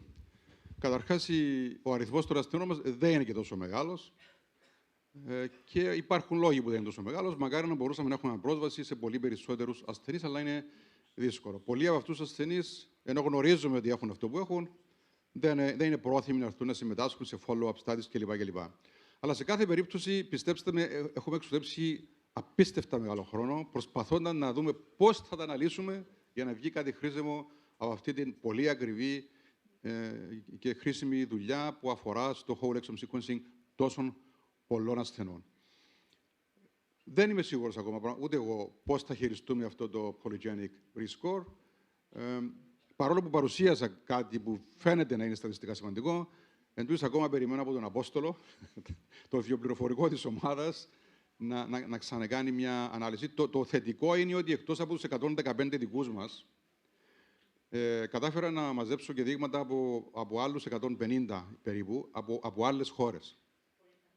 Μου έστειλαν δείγματα από την Αγγλία, Γερμανία, Ιαπωνία, Ισπανία και κάναμε whole exome sequencing και ελπίζουμε όλο αυτό να βοηθήσει να βρούμε κάτι πιο tangible, πιο κατανοητό, χειροπιαστό, αναφορικά με το ποια γονίδια. Το ότι υπάρχουν πολλοί γενετικοί δείκτες σε πολλά γονίδια, νεφροσχετιζόμενα εννοείται, υπάρχουν. Το ζήτημα είναι να καταλήξουμε. Όμως, αυτό μου δίνει την ευκαιρία να πω και το εξής συμπέρασμα που ξέχασα, παρέλειψα πριν να πω. Ενώ αναμέναμε, όταν κάναμε αυτή τη δουλειά, ότι θα βρίσκαμε μερικούς έτσι πολύ χτυπητούς γενετικούς δείκτες, συχνούς, ας πούμε, στο γενικό πληθυσμό, που να ευθύνονται, δεν βρήκαμε κάτι τέτοιο. It's all over the place που λέμε. Είναι μεταλλάξεις, είναι πολυμορφισμοί, παραλλαγές σε όλο το γονιδίο μας, σε πάρα πολλά γονίδια. Δεν είναι ένα ή δύο ή τρία που να πεις είναι αυτό, είναι το άλλο. It's all over the place. Άρα λοιπόν ενδέχεται, αλλά το λέω με επιφύλαξη αυτό, ενδέχεται, αν θέλουμε να είμαστε χρήσιμοι στο να κάνουμε μια καλύτερη πρόγνωση για τον ασθενή μας και να προβλέψουμε, όσο μπορούμε να προβλέψουμε, για το αν ο ασθενής που έχουμε μπροστά μας θα έχει σοβαρή ή ποιότερη κλινική εξέλιξη, να πρέπει να του κάνουμε whole exome sequencing για να εντοπίσουμε όλους αυτούς τους δείκτες που ενδεχομένως τον προδιαθέτουν ή τον προστατεύουν. Και πάλι σας ευχαριστώ πάρα πολύ και για τον χρόνο που μου δώσατε.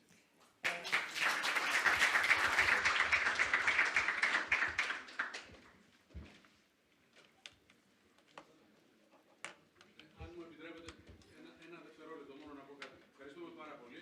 Τα ξέρουμε αυτά και πραγματικά μας έχετε βοηθήσει πάρα πολύ και ευχαριστούμε και για τη συνεργασία όλα αυτά τα χρόνια, αγαπητέ Κώστα. Ένα σχόλιο κλινικό ήθελα να κάνω μόνο. Η ειδοποιώς διαφορά μεταξύ αυτών που πάνε καλά και αυτών που δεν πάνε καλά είναι η πρωτεϊνουρία. Δηλαδή, οι ασθενείς που εμφανίζουν πρωτεϊνουρία είναι αυτοί που έχουν περισσότερες πιθανότητες να εξελιχθούν. Είναι πολύ σημαντική η γενετική διερεύνηση, ήδη αρχίζουμε και την εφαρμόζουμε. Όσο μαθαίνουμε περισσότερα πράγματα και γίνονται στην κλινική πράξη κάποιοι γονιδιακοί έλεγχοι.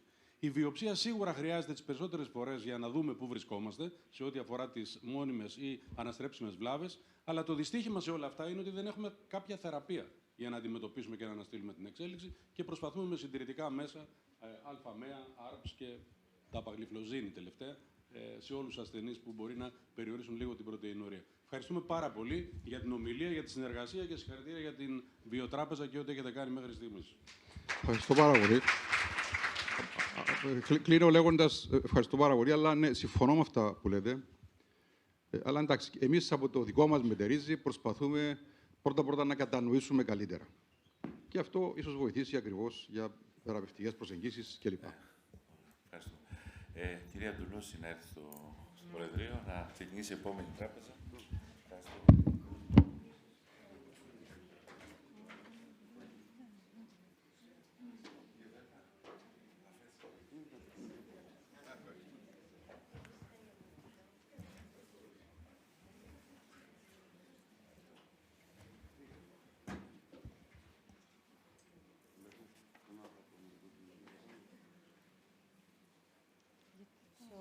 Good morning to everybody. This morning I have the honor and the pleasure to chair the lecture of Professor Francesca Malamazzi.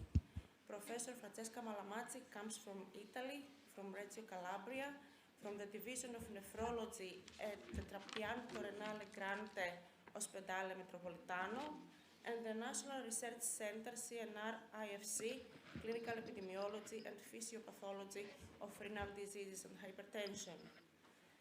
At the international level, she is one among the most recognized and established nephrologists. She is an eminent member of the ERA. She is the chair of the EURECAM Working Group and the chair of the Scientific Committee of the coming ERA Congress in Milan. Most of all, she is among the best collaborators and friends of Greek Nephrology Society, and I would like to have the chance to thank her in public, along with Professor Dzokali, about their hospitality and their support when I joined their team some years ago in Reggio. Thank you. And today, we are happy to have you with us here in Crete. And we are all ears to hear your very interesting lecture about entitled The Early Morning Hemodynamic Changes and Left Ventricular Hypertrophy and Mortality in Hemodialysis Patients. Thank you, Eva. for this very kind introduction. And I am always happy and honored to be invited at the Greek National Society. Thank you very much to the organizing committee. The autonomic system is like Janus in these two faces of an ancient Greek coin. In one side, there is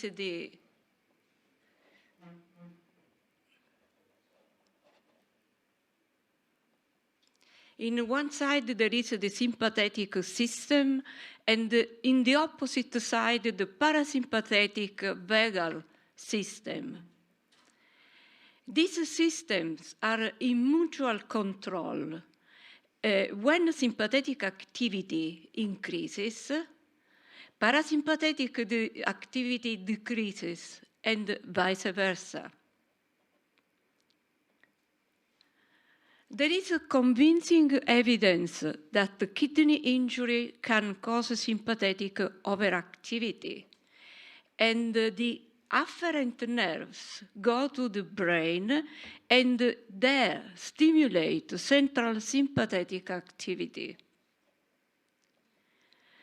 This was very well demonstrated in a study that is a milestone in nephrology. And it was from Converse Victor and published in the New England Journal of Medicine. These investigators showed that the sympathetic activity in hemodialysis patients is the double of that in healthy controls. And what is interesting to underline is that after nephrectomy, hemodialysis patients came back to the sympathetic activity comparable to that of healthy subjects. And also the mean arterial pressure after nephrectomy decreased consistently in these dialysis patients. So sympathetic activation in end-stage renal disease attains levels that are rarely observed in other conditions like pheochromocytoma or heart failure. The afferent nerves from the kidney are crucial in maintaining high sympathetic activity and hypertension in end-stage renal disease patients. Now, what is the best way to measure, to assess sympathetic activity? The best way, the gold standard, is microneurography, and this is done on the peroneal nerve. You can buy a very complex machinery. And what you can see here in this graph is the sympathetic activity of abnormal subjects. But on the other side, you can see the sympathetic activity in CKD patients. As you can appreciate, the sympathetic activity is much higher in CKD patients than in controls. Baroreceptors are involved in blood pressure control and sympathetic activity. There are substances like nitroprussiate, which is a vasorelaxant, and it reduces blood pressure and push a potent sympathetic activation. Another substance is norepinephrine, which is vice versa, a vasoconstrictor, and it increases blood pressure and elicits a potent sympathetic inhibition. You can appreciate here from this graph. And you can see that in healthy subjects, when the blood pressure decreases with nitroprussiate, the sympathetic activity increases. Vice versa, when the blood pressure increases with norepinephrine, the sympathetic activity is inhibited. But to have a more sensible and accurate estimate of differences in sympathetic activity, we have to make a comparison at similar blood pressure levels. And you can see here in this graph, these are healthy subjects, and these are patients with CKD. You can appreciate that this curve in the response to the molecules I have already mentioned is completely different in patients with CKD because the curve is shifted to the right. And you can see here that the difference between the response in healthy subjects and the CKD patients at the same blood pressure level is absolutely different. It's much higher in patients with CKD. The increase in sympathetic activity in CKD is even more marked when, than it appears in face-to-face comparisons with healthy subjects. Now, we focus on parasympathetic activity, the vagal activity. In parallel with the sympathetic activation, nitroprusside and phenylephrine evoke marked changes in heart rate, which represents the counter-regulatory response of the parasympathetic system. You can appreciate here the response in heart rate this time in healthy subjects. And in yellow, the response of heart rate in CKD patients. You see that at a certain point there is a flattening of the curve. What does it mean? Patients with CKD show reduced changes in heart rate in response to changes in mean arterial pressure. This phenomenon is an expression of vagal parasympathetic neuropathy. Here again, we compare the two responses, and we can say that the defective vagal function in CKD may leave the sympathetic system uncontrolled. The fact that the parasympathetic activity doesn't increase in comparison to the sympathetic one leaves the sympathetic system completely uncontrolled. And as you can see, the sympathetic system is overacting 7 times more than normal. And this is again the coin, the Greek coin, sympathetic system, a parasympathetic system, and it's shown again as they regulate each other if everything works well. In end-stage renal disease patients, the risk of death and cardiovascular disease is linked with the sympathetic overactivity and vagal dysfunction. And the sudden death, which is a condition dependent on autonomic dysfunction, accounts for 25% of all causes in dialysis patients. Now, we look at sympathetic activity and mortality.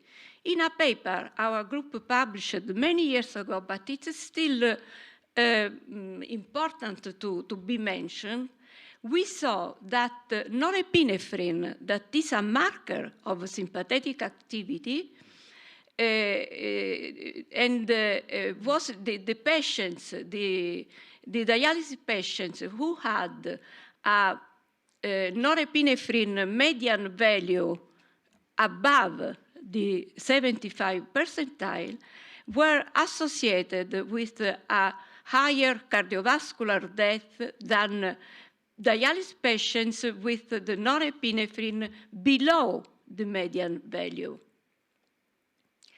And with neuropeptide Y, that is another marker of sympathetic activity, we saw that dividing dialysis patients in tertiles, those in the highest tertile had accumulative cardiovascular events, fetal and non-fetal, which was higher than those in the first and the second tertile, with the lower levels of neuropeptide Y. So sympathetic nerve overactivity, expressed as norepinephrine or neuropeptide Y, are associated with mortality and cardiovascular outcomes in dialysis patients. We come back to the same coin, and we state once again that when sympathetic activity increases, parasympathetic activity decreases, and vice versa.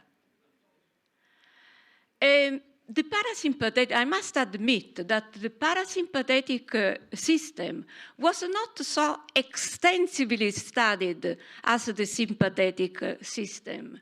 This is a very old study from our group, where for the first time was studied the parasympathetic function in dialysis patients. These were 18 males. They were young at that time, at the time of the study, and they were on dialysis. And we studied also 12 healthy control subjects compared for sex and age. We performed a series of non-invasive tests for the parasympathetic assessment. That is the Valsalva test, the deep breathing test, the 13:15 ratio, where the heart rate was continuously monitored with ECG, with the subject supine and after standing quickly. And we studied also the efferent arc test based on heart rate with the atropine test.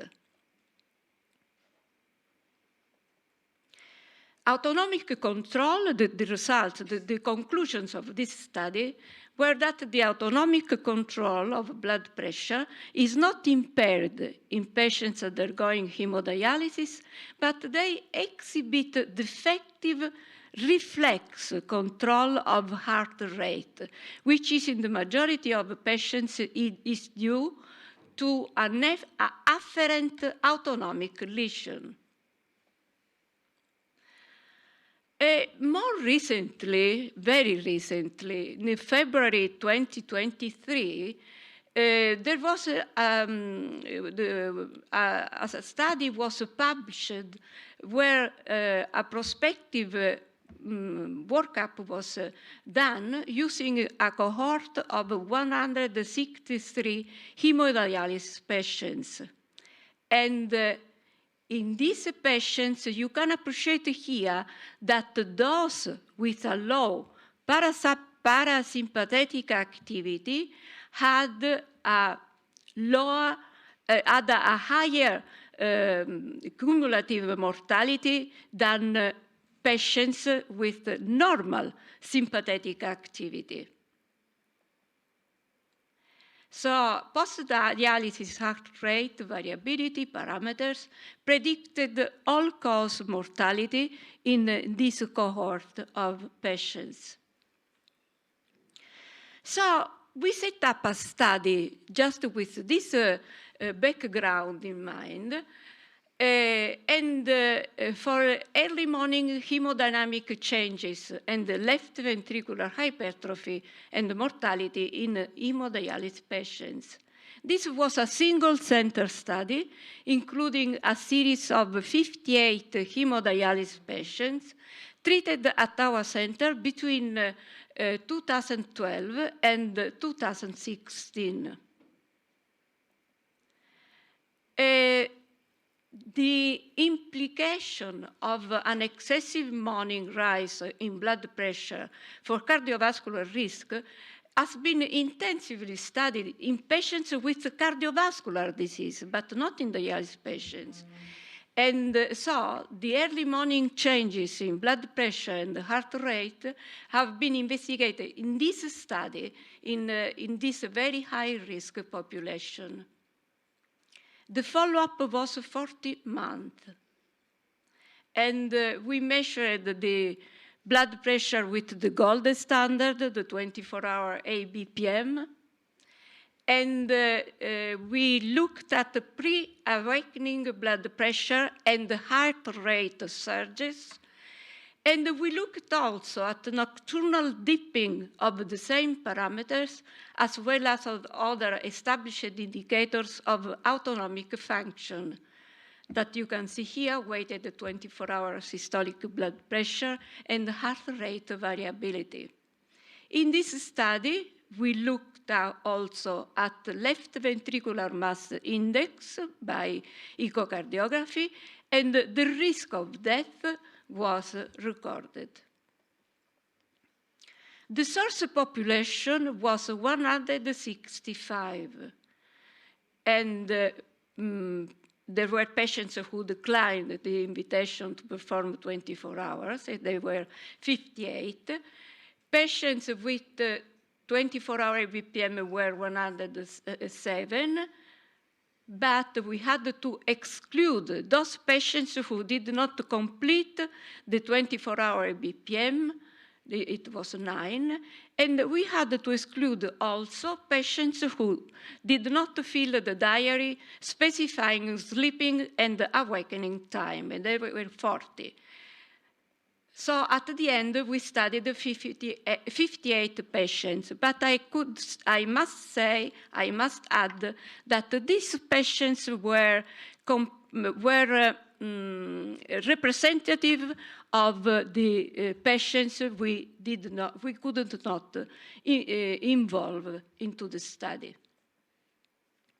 Then we looked at nocturnal systolic blood pressure dipping and to the association with the left ventricular mass index. And you can see here that there was an inverse relationship between these two parameters. And there was also an inverse relationship between nocturnal heart rate dipping, that is the expression of the function of the vagal system, and left ventricular mass index.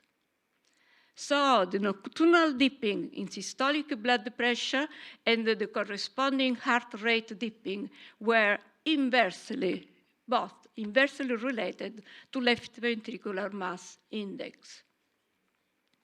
Then we looked at the nocturnal heart rate dipping and the pre-awakening heart rate surge. And you can see here that there was a nice direct relationship between these two parameters. And there was also, at this point, an inverse relationship between the pre-awakening heart rate surge and the left ventricular mass index. So heart rate dipping was strongly associated with the pre-awakening heart rate surge, which was in turn inversely related to a high left ventricular mass index. In this pilot study, the pre-awakening heart rate surge, but not the corresponding blood pressure surge, this is very important to underline, was associated with left ventricular mass and the risk of death in these hemodialysis patients.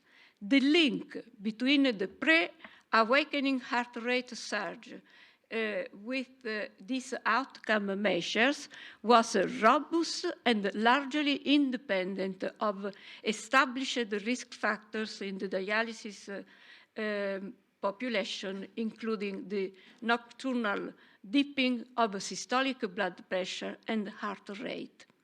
These associations were superior to those of standard metrics of blood pressure and heart rate variability, in reflecting the risk for left ventricular hypertrophy and mortality in these patients. Here you see a forest plot of the association of early morning hemodynamic changes in heart rate and blood pressure, left ventricular mass index, and nocturnal dipping of blood pressure and heart rate with mortality. And you can appreciate here that all the parameters related to heart rate had a favorable, produced a reduced risk in this cohort of patients, while the other parameters related to blood pressure were almost neutral. You can see here that the most robust parameters associated with the reduced risk were pre-awakening heart rate surge and weighted 24-hour heart rate. So among hemodynamic variables, the pre-awakening, as I said, the sleep through morning heart rate surge, the weighted standard deviation 24-hour heart rate, and the heart rate dipping all predicted the same outcome, while the systolic blood pressure dipping was weakly and not significantly associated with mortality in this hemodialysis patients. This is another way to depict the results I have already commented. The heart rate change in the 2 hours after awakening captures significant variation in sympathetic activity related to the start of daily activity, which included the assumption of the standing posture and may represent a better clinical indicator of the sympathetic drive. Then, in conclusion, we can say that the autonomic system is deranged in end-stage kidney disease patients, and the high sympathetic activity is a risk factor, as we already know, in this category of patients. In fact, there is a consistent evidence that high sympathetic activity is implicated in left ventricular hypertrophy, that is important surrogate of events, and in the high cardiovascular risk of CKD and end-stage renal disease patients. In parallel with the sympathetic activation, nitroprusside and phenylnephrine evoke marked changes in heart rate, which represents the counter-regulatory response to the parasympathetic system. The heart rate change in the 2 hours after awakening captures significant variations in sympathetic activity related to the start of daily activity, and may thereby represent a better clinical indicator of the sympathetic drive.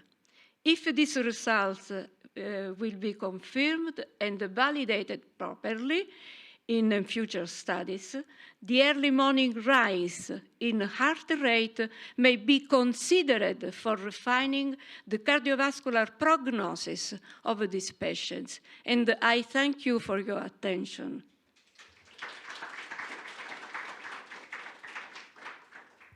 Thank you for your excellent talk and for sharing with us these interesting results in a very clear way.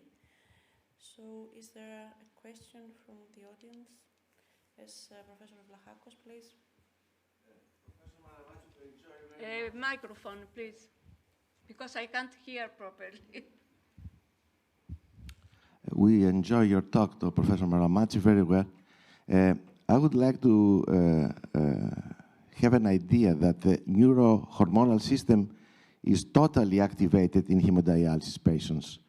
We have found that left ventricular hypertrophy is associated with renin activity, and we gave spironolactone and we changed heart rate variability in these patients. Would you agree that interplay between the two would be the one that would dictate the outcome of these patients? Please repeat. Would you agree that the interrelationship between sympathetic system activation and renin-angiotensin-aldosterone axis activation is responsible for these clinical responses? I don't know if I got your question, but you are asking if there are activator of this substances in the hemodialysis patients. I don't know. Well, I just propose that the relationship between all the components of neurohormonal axis would collaborate for the clinical outcomes. Yes, sure, for sure. There are the phenylephrine, there are the catecholamines which have this kind of action on the sympathetic activity. But what I want to add is that the sympathetic activity in CKD patients, not only in dialysis patients, is pushed by the volume expansion. Volume expansion causes a lot of changes and push the production of substances that are that elicits sympathetic activity. So, I think there is no other question. Okay, Dr. Balafa. Professor Malamati, thank you for your presentation.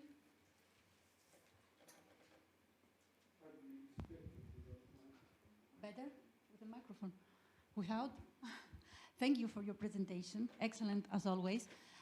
Could you suggest any treatment strategies to diminish the phenomenon of this? Could we do something?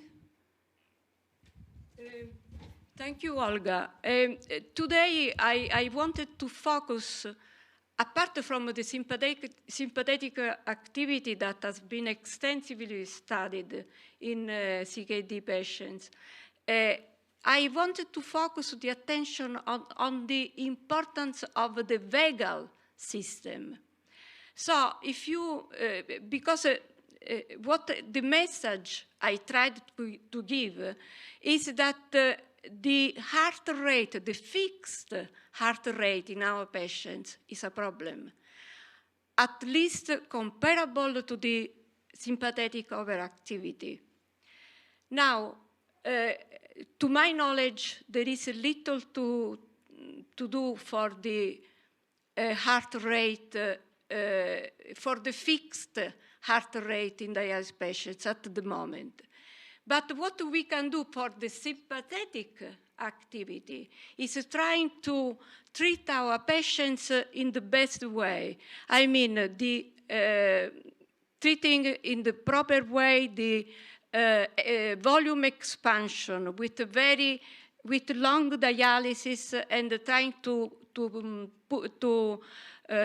reach the ideal weight in our patients. Another thing under the pharmacological point of view, you know that there are the ACE inhibitors, for instance, and also the beta blockers, which can decrease the sympathetic overactivity in dialysis patients. But I think that this is multifactorial. The first thing to do is to treat the patients with good dialysis and trying to reach ideal weight. I don't say dry weight, maybe ideal weight. That is a bit different as a definition. Okay, thank you. I think we don't have any much other time, so thank you very much for your talk. Thank you. Professor Humanos.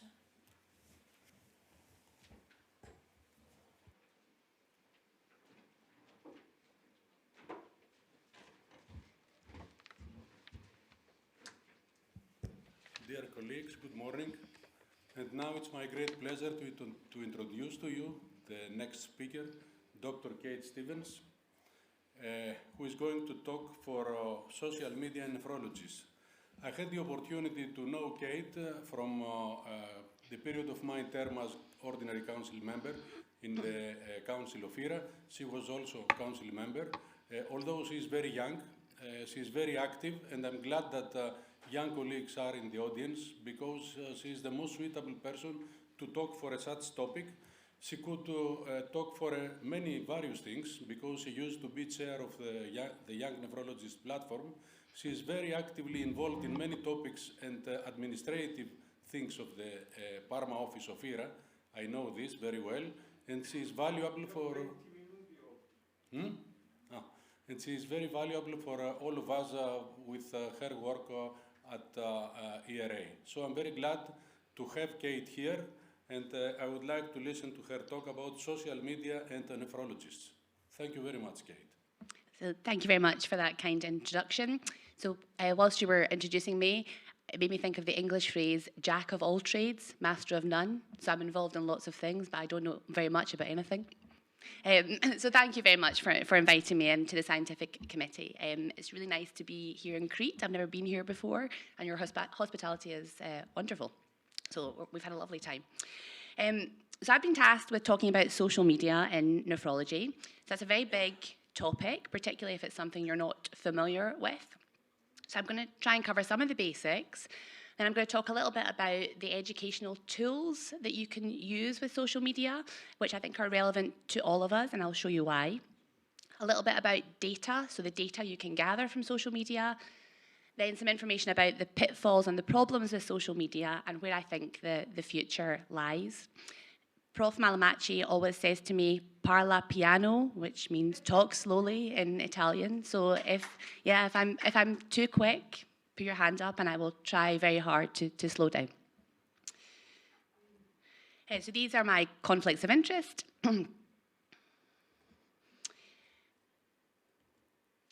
Okay, so since conception of the World Wide Web in the early 1990s, the use of the internet has really exploded. The world has embraced digitalization, so whether we like it or not, that's what's happened. The global population just now is about 8 billion people, and of them, about 65% use the internet on a regular basis. And about 60% are active social media users, and those figures are continuing to grow. So you can see on this slide, it's predicted to be 7 billion in the next few years, a lot of people. So the increasing use of and accessibility to the internet, along with growth of smartphone use, tablet use, even our wearable devices, so our Fitbits, our fitness monitors, you can get all of your media on these nowadays, as well as obviously the COVID-19 pandemic.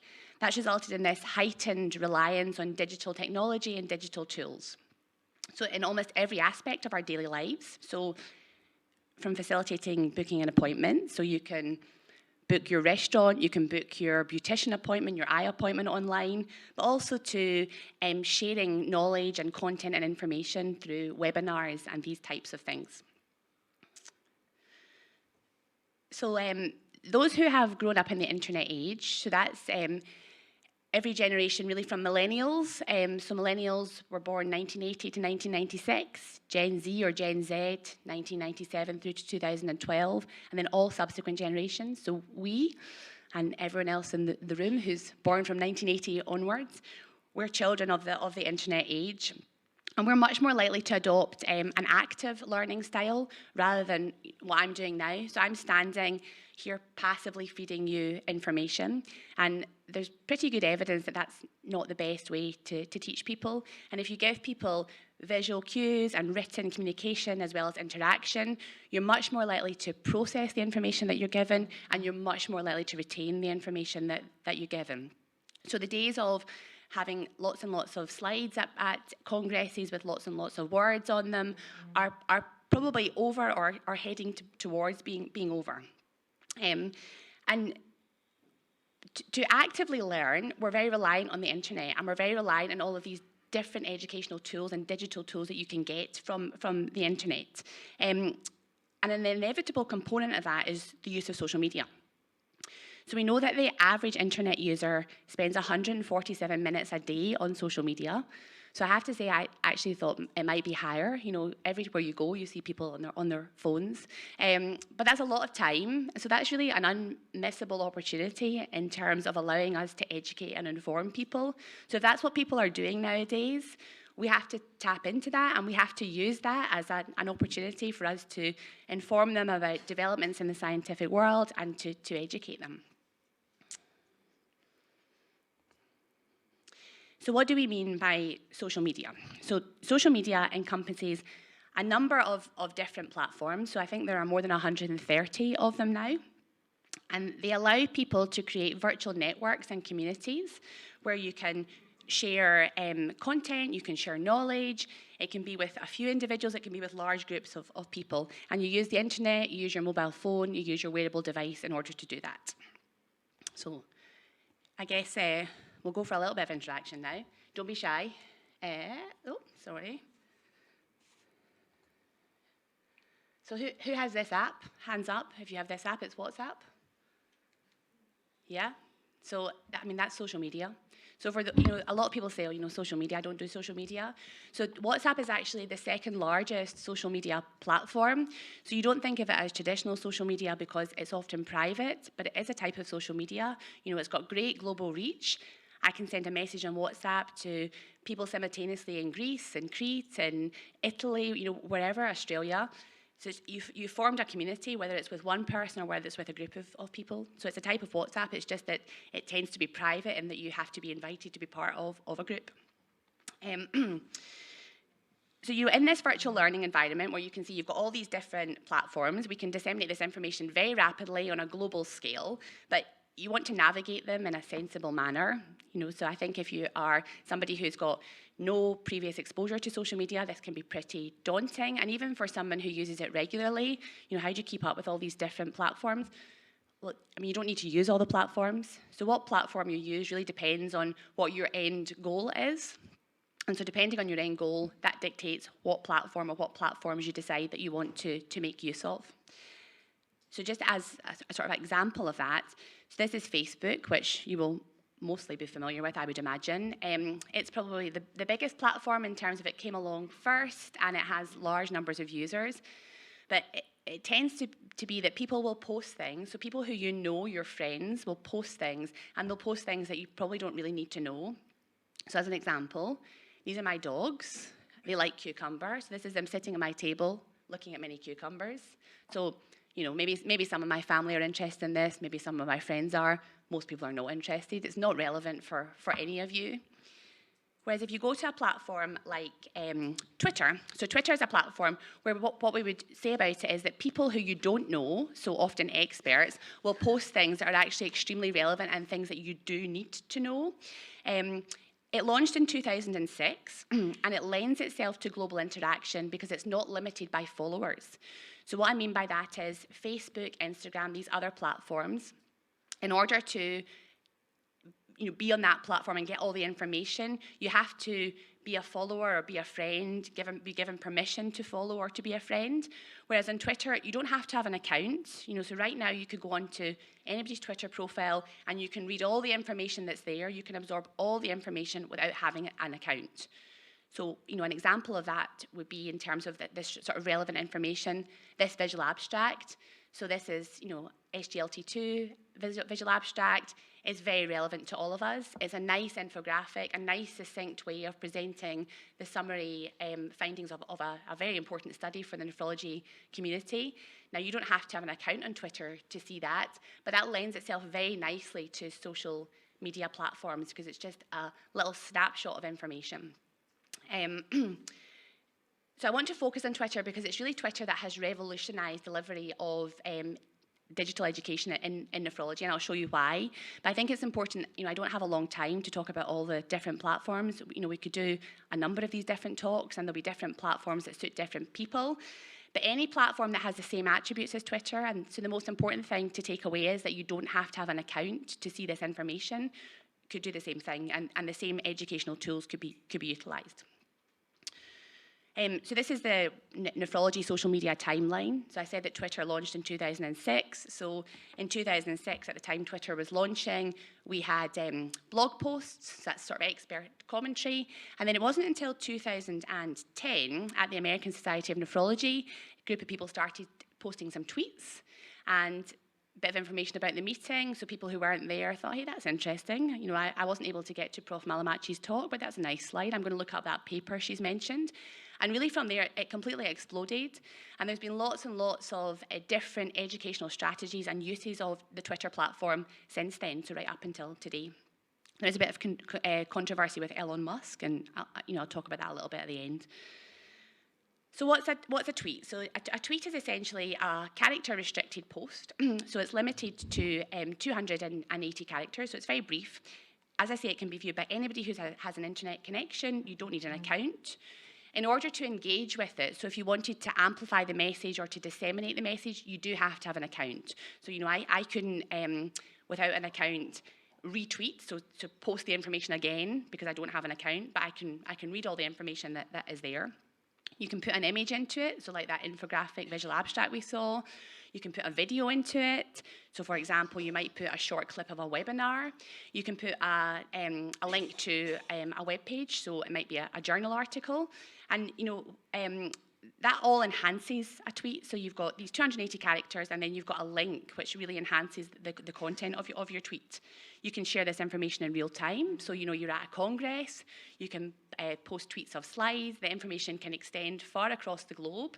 So rather than us just being on Crete and the people who are here, loads of people could see what's being presented here. And there's lots of really great work that's being presented, and it could be shared. You know, so the Greek language barrier would, of course, make it difficult, but many of the slides are in English, and if you're just posting pictures of slides with a bit of information, it's perfect for informing the nephrology community at large and seeing what a great group you have here and what great work that they're all doing. Excuse me. So it's also possible to lurk on Twitter, as I say, so you don't have to engage. You can just absorb all this information very passively. The information is free, and it's much more up-to-date than traditional learning resources. So if you take a journal where the article might be published at a certain point, months in advance of that information can be available on social media. So it's free for people to see the visual abstract, for them to see the online link. So there's lots of advantages to the social media platforms. So the problem is that 500 million tweets plus are sent on a daily basis. So that's a lot of tweets. You'd be on your phone for minutes and minutes and minutes a day trying to get through all that. So that's where the hashtag comes into play. So the hashtag is like a filing system on Twitter. So you post a word or a phrase with no punctuation and no spaces with a hashtag in front of it. And that allows all tweets that contain that same hashtag to be digitally stored together. So you can then go and search for that hashtag and you will get all those tweets. So most of the congresses will have a dedicated hashtag. So for example, hashtag ERA23. And that means that you can streamline a user's experience and you can get access to all these tweets and all that information. So you guys, I don't think, have a hashtag, which is not a criticism, but a really nice way if you had a hashtag of tweeting, you know, some of the things that are being presented here and just, you know, as I say, extending the reach of all the fabulous work that is being done. So the problem with the hashtag that I've mentioned for the ERA Congress is it's very broad, isn't it? So every day there'll be thousands of tweets sent from Milan in a couple of weeks' time, and searching for hashtag ERA23 maybe isn't going to be that helpful if there's something specific you want to find. So that's when you need to have sort of specific hashtags, so that each Congress releases a dedicated official Congress hashtag and then a series of specific hashtags that users can use to streamline. So for example, hashtag LBCT, so late breaking clinical trials. You put in both the hashtags, ERA23, LBCT, you search for them, you find everything related to the late breaking clinical trials session. Really easy. The other thing is a bookmark. So on Twitter, you can push a button to bookmark a tweet. And that means that it saves to your profile, so it's private. Nobody knows what I've saved. But at any point, you can go in and you can have a look at the tweets that you've saved to look at them later. So if something was to appear, you thought that's interesting, you can save it and you can look later. And then even better, in 2011, a nephrologist in America developed this thing called Neph Twitter Archive. So you can find that here, so nephtwitterarchive.com. And it's basically like PubMed, but for Neph Twitter nephrology congresses. So what you can do is you can, just like PubMed, you can search for a topic, so SGLT2 inhibitors, you can search for an author, there's all kinds of filters, you can streamline that and you can get all that information. So that's even better for people who don't want to have accounts, don't want to spend hours on their phone, but you can really benefit from the wealth of information. And there is a wealth of information on social media, so you can find it here, so it's fantastic. There's also this very useful bot account, so it's called @AskRenal. So if you tweet something with the hashtag AskRenal, so hashtag AskRenal, so it could be anything. So for example, you might have a clinical conundrum, you might have an unusual case in your centre, you want to find out what other people did in terms of management, you might want to ask people about how they prefer to be educated, you might be interested, based in Greece, in the training programme in the United Kingdom. So you can post a question with this hashtag. And what happens is you'll get lots of responses. So you'll get responses from experts, you'll get responses from people who you perhaps wouldn't have the chance to engage with in real life. So it kind of flattens the hierarchy in healthcare. So in days gone by, you might be frightened to approach the professor at a congress, whereas you have all kinds of real expert, really brilliant people who are on social media who will answer the lowly question of a nephrologist in Glasgow. The one problem with the Twitter platform is that in order to start a conversation, so by that I mean if you ask a question, then to some degree it is dependent on the number of followers you have in order to get engagement. But, so I'm sorry that's a lot of words there, this is an American study and it was only an abstract, so there's no image. But essentially what they did was they looked at this hashtag AskRenal. So they analysed over 3,000 tweets that contained that hashtag. And what they found was that you got a timely response. You often got a response that contained multimedia, so a web link to an external resource or a video or an image. And crucially, it didn't depend on the number of followers you had. So you can have hardly any followers, you can put hashtag AskRenal and you'll get responses in a timely fashion. So that's really important. That's a really useful educational tool if you're just thinking, I wonder what they do in Italy, and you want to post it on this. So you get responses regardless of who follows you. So social media, it really has revolutionised the entire landscape of communication within medicine. It's revolutionised the way that we disseminate information. So previously, you would have these remote conversations between an individual or between a group of individuals. They were private. But now on social media, you have these conversations between individuals, between groups. You can join the conversations and you can actively contribute to them, or you can just lurk there and absorb the information. You can move between conversations, and all of these conversations are recorded and they can all be looked at and reviewed at any time and at leisure. So education via social media and using these digital tools, you may have heard, is referred to as FOAM-Ed. So it's free, open access online medical education, FOAM-Ed, and often with the hashtag in front of it. So there's lots and lots of learning opportunities in many different styles. So that's really to suit a wide audience of people and to suit a wide audience of learning style frameworks. So these are our sort of 6 key educational tools that we have in nephrology. So I'll talk about them in a little bit more detail in a second, but just briefly, we've talked about Twitter, we've talked about the hashtag and how you can use the hashtag to get information. The other thing that you can do on Twitter to try, in some ways, to get around this 280 character limit, you can post what we call hashtag tweetorials. So obviously I play on the word tutorial. So that's essentially a series of tweets that you post as a thread. So you might post, for example, 10 tweets together, and you would say, 1 of 10 and go all the way through. And it would often be an expert on a particular medical topic. And it's a really nice, succinct way of summarizing something. So somebody might choose, for example, to take that dapagliflozin visual abstract, put that on, the link to the paper, and then a little bit of talk about the SGLT2 inhibitors and the different studies. And it's all that information just really succinctly in one place. Also might do it with a specific paper, so an expert commentary on a specific paper. They're often interactive, so they'll often have polls on them where you can, there's choices, so which SGLT2 inhibitor do you use, and you can pick, or there might be other things there that help to educate you. Nobody knows what answer you put, so it's very non-confrontational, it's a very nice environment.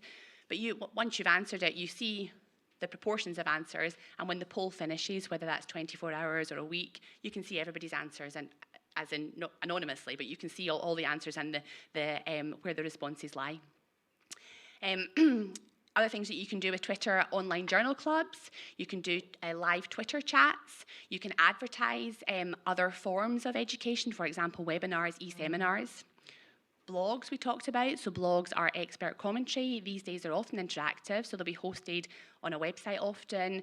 They might be advertised on social media, be it Instagram, be it Twitter, be it a different platform. You can go on, you can say, oh, that's interesting, but actually here we do this, or I didn't know you could do that. And often the person who is often very expert will pass comment and will engage with you. So again, a great way of just flattening that hierarchy within healthcare. So some people enjoy a podcast. So a podcast is a really efficient way of using your time.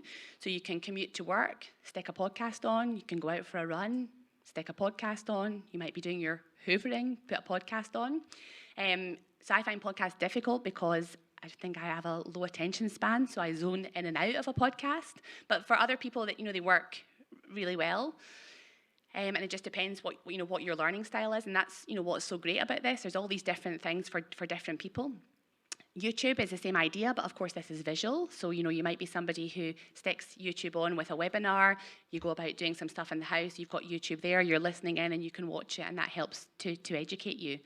NEFSIM, so NEFSIM is really a kind of case-based teaching interactive platform. So again, it's using cases to educate people and you can interact with it. And then you have games in nephrology. So particularly, I think as nephrologists get younger, they like this sort of idea of games, which helps them to kind of almost just absorb information without realizing it. So just to show you some examples on Twitter. So this is GlomCon and the ERA e-seminars. So these are both platforms which host webinars or seminars about different things. The ERA do a journal club as well, last Thursday of every month. GlomCon, it's every Sunday. And GlomCon is American-based, and they also have a very large Latin American GlomCon, which is in Spanish. So again, like really massively extending the reach of these things. So these are not hosted on social media, but they're advertised in social media. You can register for them in social media. You get information about them in social media. So in the past, you're relying on getting an email about these things, or you might be relying on thinking, oh, I'm going to look on the GlomCon website and see what's there. But if you have a social media account, it just appears there and you think, oh, that's interesting. I'm going to bookmark that and look later. I'm going to register for that. That means I'll get the information about it. So it's a really great way of advertising the types of education that you have on offer. We mentioned journal clubs, so this is probably the most famous nephrology journal club, so hashtag NEFJC, Nephrology Journal Club. So this is an hour-long moderated session that's hosted on Twitter. So it happens on a very regular basis across 2 time zones. So again, terrific. You've got 2 moderators on 2 time zones, so you're reaching masses of people as opposed to running on a time that suits me, which doesn't suit Australia. So the moderator will tweet from the @NEFJC account. Anybody can join in and get the information by putting hashtag NEFJC. The moderator might ask some questions. People can respond to the questions. Often the author of the paper will be there. Often there will be editors from journals, reviewers. So it's a really great way of getting real engagement from all these people all at once. And there's nothing else like that. So if you think in a congress, people are just often, they don't feel that they can go up and ask these people things. But on social media, everyone is the same. For an FJC, the moderator will often publish like an editorial, so a summary in advance of the session. So a bit like a blog post, I guess. So that again helps if that's your way of learning. You can read the blog post. Then, podcasts I mentioned, so there are 25, 30 podcasts in nephrology now. They're all very good. You pick your poison, whichever one, suits you best, whichever topic is covered best. But great, download them from all the major, Spotify, Apple, all these things, and you can listen to them, at your leisure, at your will. Infographics, we said these are great for social media. Just stick that up. I don't have time to read all these different journal papers. There's like lots of fantastic research in nephrology, but it takes me 2 minutes to look at that and think, oh yeah, okay. So I meet somebody who's involved in this study, and I know a little bit about it. I can ask enough questions to get more information. It's a really great way of getting some tidbits of information. Tutorials, again, there are lots of influencers in the nephrology field, some who do better tutorials than others. This is Tony Brew, who does a great series of tutorials about various different topics. Some of them you may be interested in, some of them you may not be. You just scroll past the ones you're not interested in. So the games is interesting. The big ones are Neph Madness and the Nephro World Cup. So Neph Madness is based on an American college basketball tournament, so called March Madness. And basically, in real life, you have basketball teams that are pitted against each other. In the nephrology world, you have nephrology concepts that are pitted against each other. So there's information about these different nephrology concepts, and to play the game, you have to decide, who wins. So is it SGLT2 inhibitors? Is it GLP-1s? And there's information from experts about these things, and you then choose. So it doesn't work for everybody, but for some people, that's a really great way of learning and for assimilating information. Okay, so I've told you about the good things about social media, but there are some downsides. So I guess to summarize, it's always on social media. It's always there. You can disseminate information so quickly on a global scale across the whole world. Keeping up with it is tricky, but if you use it appropriately, you can reap enormous benefits. So it promotes education, it promotes research, it flattens this hierarchy, it helps with networking. It's really good for health literacy between healthcare practitioners and patients. But on the other hand, you have things like accuracy concerns. So how do you know what people are posting is accurate? There can be breaches of patient confidentiality, so you'll sometimes see people posting pictures or medical images and just some slight concerns about whether or not they have permission to do that. Because the posts on Twitter and often on the other platforms are very brief, the sort of brevity of these posts can by their very nature result in misinformation and miscommunication.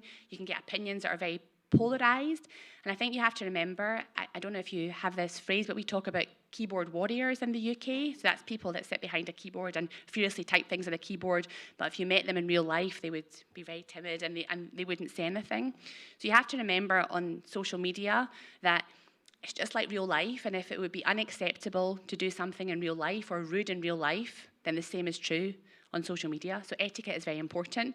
And generally the nephrology community is very friendly and very polite, and people appreciate other people's opinions and perspectives. And then of course, the other two big things are digital permanence. So as soon as you post something on social media, it's there. So even if you delete something, you can guarantee that somebody will have seen that. They might have screenshotted it. So you must never post something that you would be unhappy with somebody else having access to, even if it's only on there briefly. And then you must use self-restraint. So it's important not to spend hours and hours just scrolling through. You have to limit how often you're using it. You have to take breaks. But if you use it correctly, it can really enhance your research, because it really allows you to disseminate your research. If you publish a big trial, but you don't, well, I'm out of time, but you don't advertise it, then people don't know about it. And with the exception of the very big journals like Nature and The Lancet, I think a lot of the other journals are reliant on social media nowadays to disseminate information. You want me to keep going? You want me to stop? 2 minutes. Okay, so I have more than 2 minutes stuff, but yeah, sure. So I was going to talk to you a little bit about the data you can generate from social media. So you can generate a lot of useful data from social media. I think one of the criticisms is that people say that, well, what is social media? You know, it's just this like silly thing for people to post pictures of what they're eating, but it's not. There's lots of metadata in social media that you can use. In the States, the United States Library of Congress thought that the metadata in Twitter was so important that they have access to the whole archive of Twitter, so they can use that metadata for research. So it's important. We think it's important. You've all heard of alt metrics or alternative metrics. So that's metrics that show you how nuanced a researcher's work is, because it relies on things like news outlets, it relies on social media platforms, whether a paper is included as a reference in a public policy document. So rather than just looking at traditional citation counts, you're able to get a much greater appreciation of what people are talking about in terms of research. So, you know, is a news outlet picking this up? You remember a few years ago there was a big study about coffee in renal medicine. You've got the SGLT2 inhibitors. So if we're just looking at citation counts, that only tells one part of the story. This allows us to see really widely where this information is going, who's talking about it, and where it's being publicised. So I will skip this. I was going to tell you about Donald Trump, but he's boring. So this is another example of how you might generate data on social media. This is one of my colleagues. She was doing a survey about fistulae. Didn't have very many respondents. We did a little tweet with a link to the survey. And so nowadays you see views, but in olden days you saw impressions. So 5,500 people saw this, 260 engaged with it, so that meant they clicked on it. Even if 10 or 20 of them filled in her survey, it's helpful. And, excuse me, this is a really, this is a really useful thing for social media. So this is from Dori Segev's group. And what they basically did was they advertised a study on COVID-19 vaccine and transplant patients. So you can approach patients directly with social media. They see your post, or patient groups. And this group managed to recruit more than 1,000 transplant patients to their study in a week through this social media post. So, you know, it's helpful and if it's used in the right way. So in the very end, where we go forward, so ChatGPT. So artificial intelligence is being used increasingly in medicine. You know, we're aware of it in very many different branches. ChatGPT is like a chat bot, which essentially will generate essays, it will answer questions. So Prof. Zokali said to me, the English is perfect, it's better than yours. So I don't think he meant that my English was bad. I think he just meant that the English was very good. It was better than a native English speaker's English. So we have to watch for this. There are some accuracy concerns here, but that is definitely going to be the future. And we'll have to think about how we manage things like review articles. So, you know, in not a long period, probably a matter of months, you'll be able to say, I want to write a review article on the use of ACE inhibitors in renal medicine, and you'll get a 2,000-word, beautifully generated document with references. So we have to think about what place this has in science.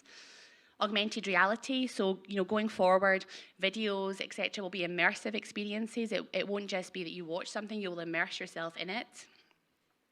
Search engine optimization will all be done through social media as opposed to through the internet. I told you I'd mentioned Elon Musk, so, you know, I've spoken mostly about Twitter. Elon Musk very controversially bought Twitter. He did lots of things that people deemed to be not good ideas. He altered the way that the algorithm works, so what you see. He altered the way that you are a verified user on Twitter. So that led to creation of these other platforms like Mastodon. So Mastodon is like Twitter in the early days. It's got some good points, it's got some bad points, but it's like smaller communities. So if you think of Twitter as developing a massive, massive community, it kind of pairs it back, so you've got slightly smaller communities. You still get great engagement and global dissemination of your information, but you can choose which community you're part of. So, you know, I just want to finish. I'm sorry for going over, but you know, social media is a very, very powerful tool. You're very silly if you think I'm not going to get involved with this or engage with it. You don't have to spend hours on your phone. You don't have to have all the apps, but you do have to be aware it's there. You do have to be aware that a lot of your trainees and students are learning through social media nowadays. It also gives power to tools. So a tool is somebody who is, you know, perhaps a bit of an idiot. So you have to have an awareness of people who don't post things accurately, of people who post things that are not helpful. You know, 1990, it was the scientists who were the experts. In 2020, it's Karen on Facebook. So that's a little bit facetious, but the truth is probably somewhere in the middle. So these are my contact details. I'm happy if anybody has anything that they want to email me about or they want to tweet me, and I'm very happy to help with anything. So Evkaristo, thank you. Thank you, Kate. Sorry I had to press you because we are a bit out of the program. Yeah, I was on Greek time, wasn't I? Okay. I realize that people like me who are only in Facebook are in the previous century. Still in the, Dear Professor Zogali, you want to ask something? Just one question. Maybe who have the microphone. Okay, it's preferable that I speak without microphone. It's coming. Oh yeah? Good hearing. I have good hearing, yeah. Kate, that was great. You did a perfect presentation giving the whole panorama of the social media and medicine. But I use quite frequently Twitter. But my impression that Twitter, from an educational point of view, is not good. Because the evil in science rests on details. And Twitter is very superficial.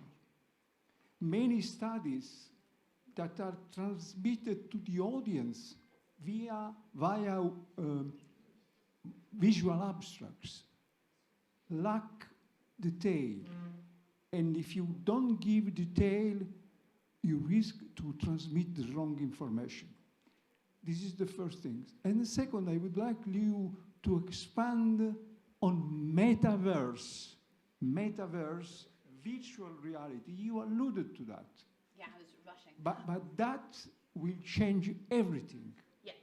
Yeah. So I mean, I think what you've said is true, but I think what's important is that the way that people learn is changing. So, you know, 30 years ago, people would sit and they would read journals, and they perhaps, you know, had more time, or they were more willing to give their time to spend reading different journal articles.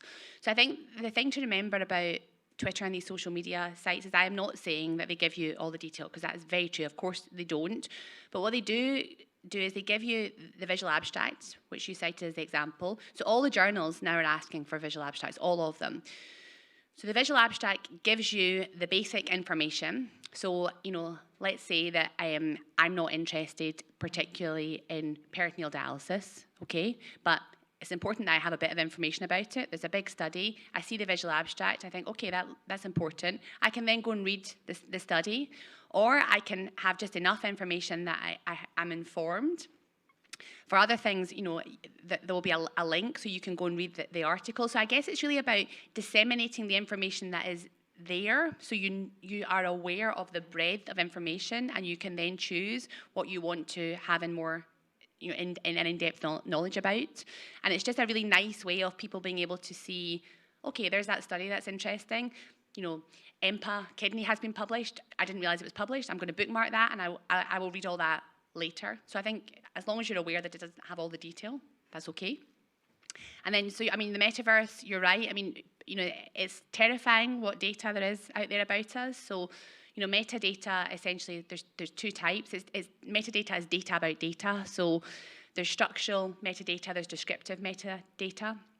So structural metadata in the context of Twitter will tell you who's retweeting your tweet. So, you know, I post a tweet, 10 people retweet it. The metadata will tell me, for the structural metadata, who has retweeted it and where they are.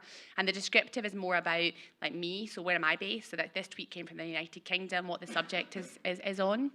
And I mean, I think there's no question. I mean, nobody realised 15 years ago that we were going to be here with social media. So, you know, everybody, like Demetrius says, he's in the previous century. He's not. He let me set him up a Twitter account. He's not in the previous century. He's moving with the times. He's very cool. But, I think 10 years' time, it's going to all be about this augmented reality. It's all going to be about people having headsets or different means of, immersing themselves in education. You might have like a Carmini Zoccali avatar who is there whilst you're watching the webinar, and you can see Carmini, doing the talk. It's going to evolve in ways that we can't imagine. And it would be really foolish to think that you can just continue to come and stand and do a presentation, have slides with lots of words in them, and not allude to these things. Because if you don't tap into that, you can do the greatest study in the world, but there will come a point where you will not be disseminating the information as widely as you should be disseminating it, because you're not embracing the different things that are there. So, just a last comment from Professor Malamazzi, because we need to close. Kate, a wonderful presentation. I liked it very much. I enjoyed it. I think that we are fascinated by this universe. You showed very, very clearly, in a very large way. We are a bit concerned about how young people learn what they have to learn. In your opinion, what is not in your opinion, have you any documented opinion about what is the main social media that under 30, for instance, use to be updated?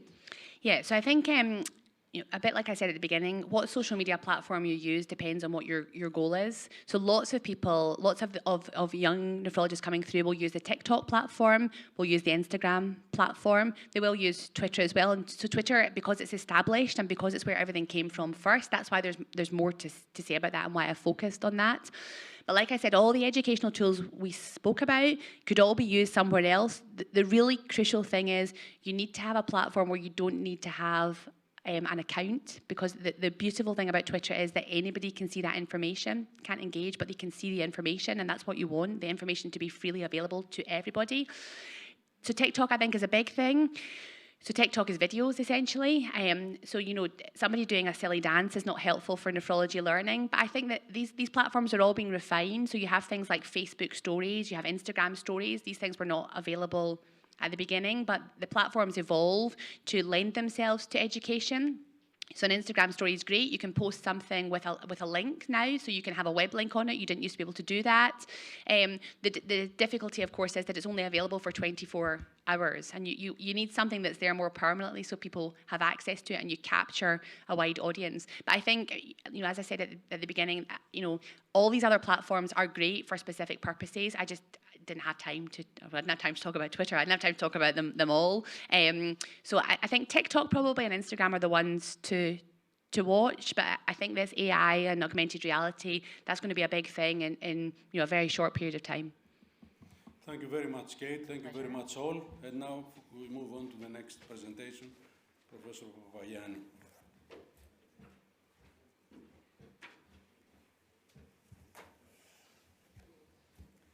Good morning, dear colleagues. It gives me really a great pleasure to introduce Professor Zoccali. Actually, Professor Zoccali, I believe it needs no introduction, as he is internationally recognized for his major accomplishments in nephrology, clinical epidemiology, and hypertension. Moreover, he is the past president of ERA, and the founder and first chair of the most active and productive working group of ERA, EURECAM. Finally, least but not last, he is a very good friend and scientific collaboration with many colleagues and a honorary member of our society. So please, Carmine, we are all over ears to hear your talk. Thank you. Thank you, Katerina. You say you remember Obama. Obama won the election in the States saying, yes, we can. My question today is how much we can reduce salt intake. It's not yes, we can. How much we can.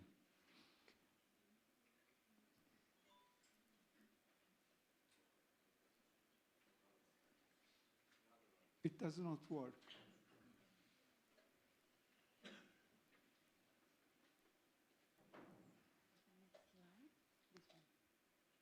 This for advancing? Okay. Salt has been associated with the most various health outcomes: hypertension, cardiovascular events and renal disease events, bone disease, asthma, immune system activation. But I think that we all of us agree that the most solid link we have between salt and health outcomes are with the cardiovascular and renal diseases. And this will be the focus of this presentation. When we have to study the effect of a risk factor on an outcome, we can take two approaches: the observational or the randomized clinical trial, which is the golden standard for assessing causality. Now, let's start from the observational approach to the link between salt and health outcome, cardiovascular outcomes. In an observational setting, you should estimate very carefully sodium intake. And to do that, you need to measure urinary sodium in the 24 hours at least twice, or better, 3 times, because this is the only way for you obtaining a solid estimate of sodium intake. And this is a study of the kind, I must say, the best study we have. It was published in New England in 2022, and this study measured urinary sodium repeatedly in over 10,000 individuals. It was a meta-analysis of other studies. And in the abscissa, you have sodium excretion from 1 gram to 6 grams, and in the ordinate, the hazard rate of cardiovascular events. And as you can see, there is a continuous linear relationship. And when people introduce 6 grams of salt, they have an hazard rate of 1.7. This means a 70% excess risk for cardiovascular events. In other words, if we reduce salt from 6 grams to 2 grams, which is the guideline recommended target, we reduce the risk of cardiovascular event by the 70%. But as I said, the golden standard are randomized clinical studies. We have a very limited number of studies testing low salt intake. As you can see, we have just 4 studies that tested low salt intake for a period of at least 6 months. Of course, here, reduced salt intake is compared with controlled diet, normal salt intake. The number of events in these 4 trials was quite limited. 130 in the reduced salt intake and 163 in the controlled diet. But globally, the risk reduction was 20% because the hazard rate of the low versus controlled diet was 0.8. So the evidence that low salt intake is beneficial in cardiovascular terms seems coherent, but we have still small numbers in randomized clinical trials. Let's go on. Guidelines. These are the KidGO guidelines, which were repeatedly quoted by Christoph Werner yesterday. In these guidelines, the recommendation is made that sodium should be lowered to less than 2 grams. But look at the level of the recommendation. This recommendation is level 2. Level 2, it means weak recommendation. And the subcategory is C. That is the true effect may be substantially different from the estimate of the effect. This is not a recommendation. This is just a consideration. To me, an undue, unbased, or weakly based statement. Let's proceed. But why the recommendation was so weak? To understand that, we should interrogate studies of low salt intake in patients, in patients with CKD. Until now, 11 trials have been done.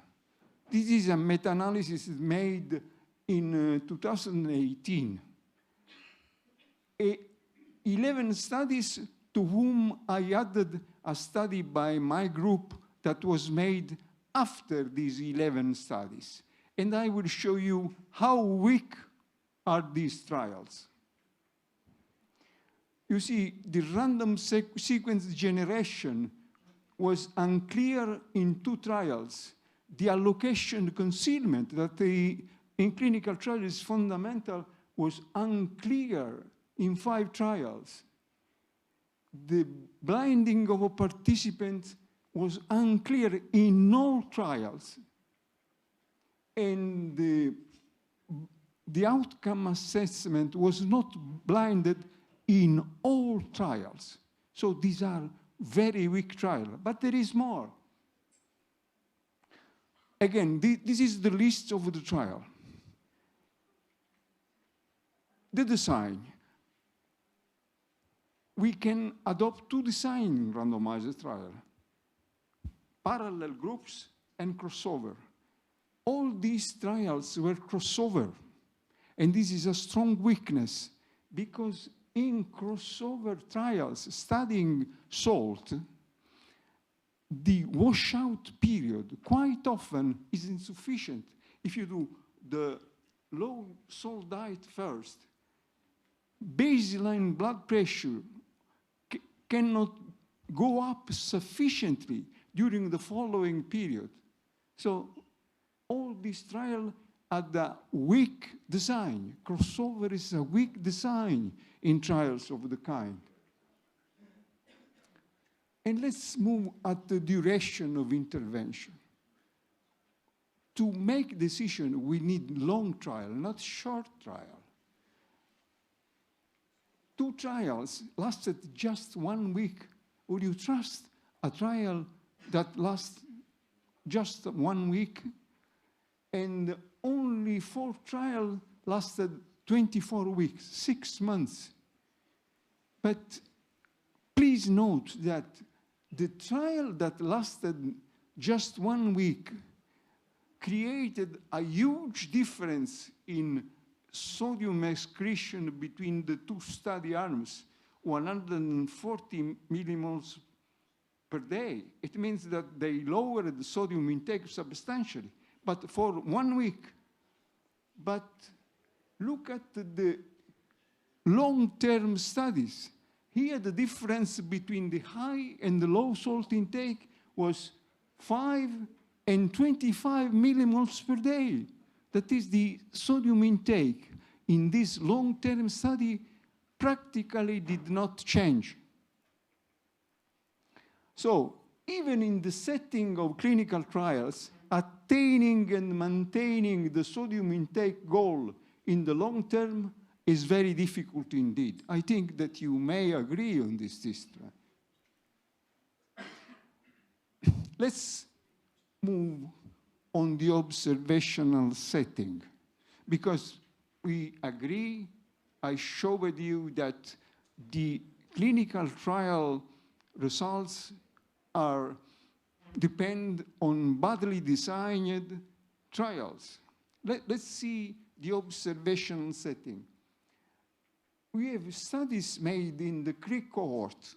The CRIC cohort is an American cohort, the best chronic kidney disease cohort we have. About 4,000 patients with CKD of various stages. And in this study, sodium excretion was measured at least 3 times. So the estimate of sodium intake was quite reliable.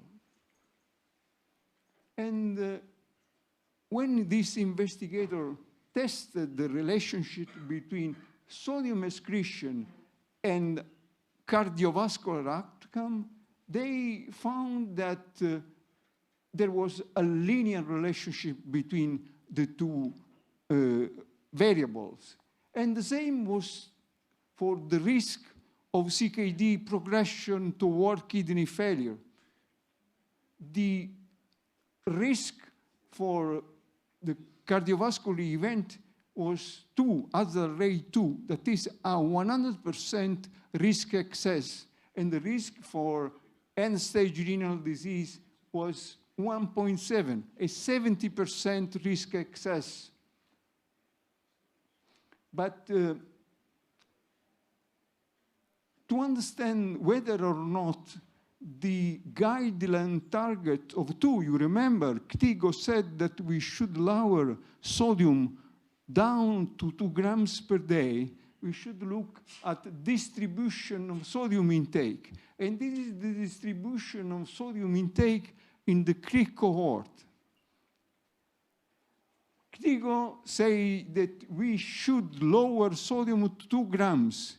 But in the graph, I put the 2 grams. And what means putting the threshold there? It means that the vast majority of the population in CRIC had not followed the low sodium diet. The 80% had a sodium intake greater than 2 grams. So no one, or almost no one, adheres to the low sodium target. Now, I noted that sodium intake difference between high and low sodium diet was minimal in the 2 longest trials we have. You see, the difference was 5 or 25 millimoles per day.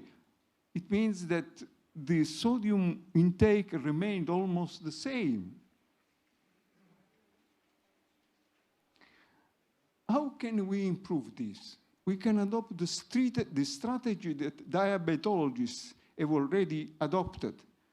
Education to the self-measurement of blood glucose diabetologists. Nephrologists, we can educate our patients to self-measure urine sodium by putting a strip, a chloride strip, into the urine, and the patient can directly read the strip, the chloride strip. This is a self-measurement of sodium intake. We have tested this strategy. We educated patients at self-measuring sodium intake. And 149 patients were randomized to standard treatment and to standard treatment plus education to reduce sodium intake by directly measuring the sodium in their urine. If they see that that is high, they should pay more attention to the diet. And the outcome measure. We measured 24-hour blood pressure at baseline, at 3 months, and 6 months. And of course, we measured also sodium excretion. And these are the main results. In the active arm of the trial, sodium went down in the active group, while it remained the same in the control group. But globally, the difference, although highly significant, was small. It was just 25 millimoles per day. And the systolic blood pressure at 3 months was unchanged, and at 6 months was just 2 milliliters of mercury lower, which was, of course, not significant. So this strategy of self-measurement urinary sodium was not good. And there is a study practically identical to ours, which was published in the American Journal of Kidney Disease, where sodium excretion was self-tested by the patients by using an electrode. They immersed the sodium-sensitive electrode in the urine. But the trial is always identical to ours, and the results was identical to ours. This intervention was not effective. So, these two trials have weaknesses because some patients encounter the problems with the self-measurements of urinary sodium. And perhaps better and simpler devices can be developed. Or perhaps we should move to smartphone apps that give daily advice to patients. But for now, we should also should think about new salt substitutes. But by now, the system does not work. But let's go back to observational studies. You remember these graphs that I've already commented. In this graph, I would like that you grasp this finding. You see the red line? The red line is parallel to the abscissa after 3.4 grams per day. After 3 grams of sodium per day, there is no further risk reduction. The risk reduction is here, but here there is no risk reduction. And the same is also for the risk of end-stage renal disease. If you lower sodium below 3.5 grams, you don't have any gain in risk reduction. So the risk reduction for both cardiovascular event and CKD progression is modest, below 3.5 grams per day. Which is my suggestion? The 2 grams goal is too ambitious. Our patients don't reach that goal. My proposal is that we should content ourselves to reduce sodium below 150 millimoles per day, because we don't gain in risk reduction, even no gain in risk reduction beyond 3.5 grams per day. Therefore, my conclusion is that the TIGO guidelines are too ambitious, but unrealistic. The TIGO methodologists reviewed available evidence, but did not examine the details of the studies that really tested these diets in the long term and the outcomes in this study, like the 2 studies of self-measurement that I showed you. those studies are the best way to educate patients, because you give patients the booklet, you explain patients in detail how they can achieve a low salt intake. You give an instrument to them to self-measure sodium, but notwithstanding these efforts, they are unable to lower sodium excretion below 150 millimoles per day. So, since observational studies have shown quite nicely that there is no additional risk reduction of going below 3.5 grams per day, at least to me, it's not useful to insist with the patients with them achieving the 2 grams per day. 2 grams per day is unrealistic. Thank you for your attention. Thank you very much, Professor Zoccoli, Carmine, for the excellent, as always, and very comprehensive lecture. Is there any question from the floor, from the audience? Any comment or question? I've been provocative. Yes, Professor Richard, yes. Carmine, absolutely fantastic and brilliant presentation. My concern is as follows. 80% of the salt which we are eating is provided by the industry in the food which is already prepared. So how to reduce this amount of sodium? Because we have only what we can do is only 20% when we can, by our own decision, reduce the salt intake. Oh, your point, as usual, touches a nerve. Your point touches a nerve.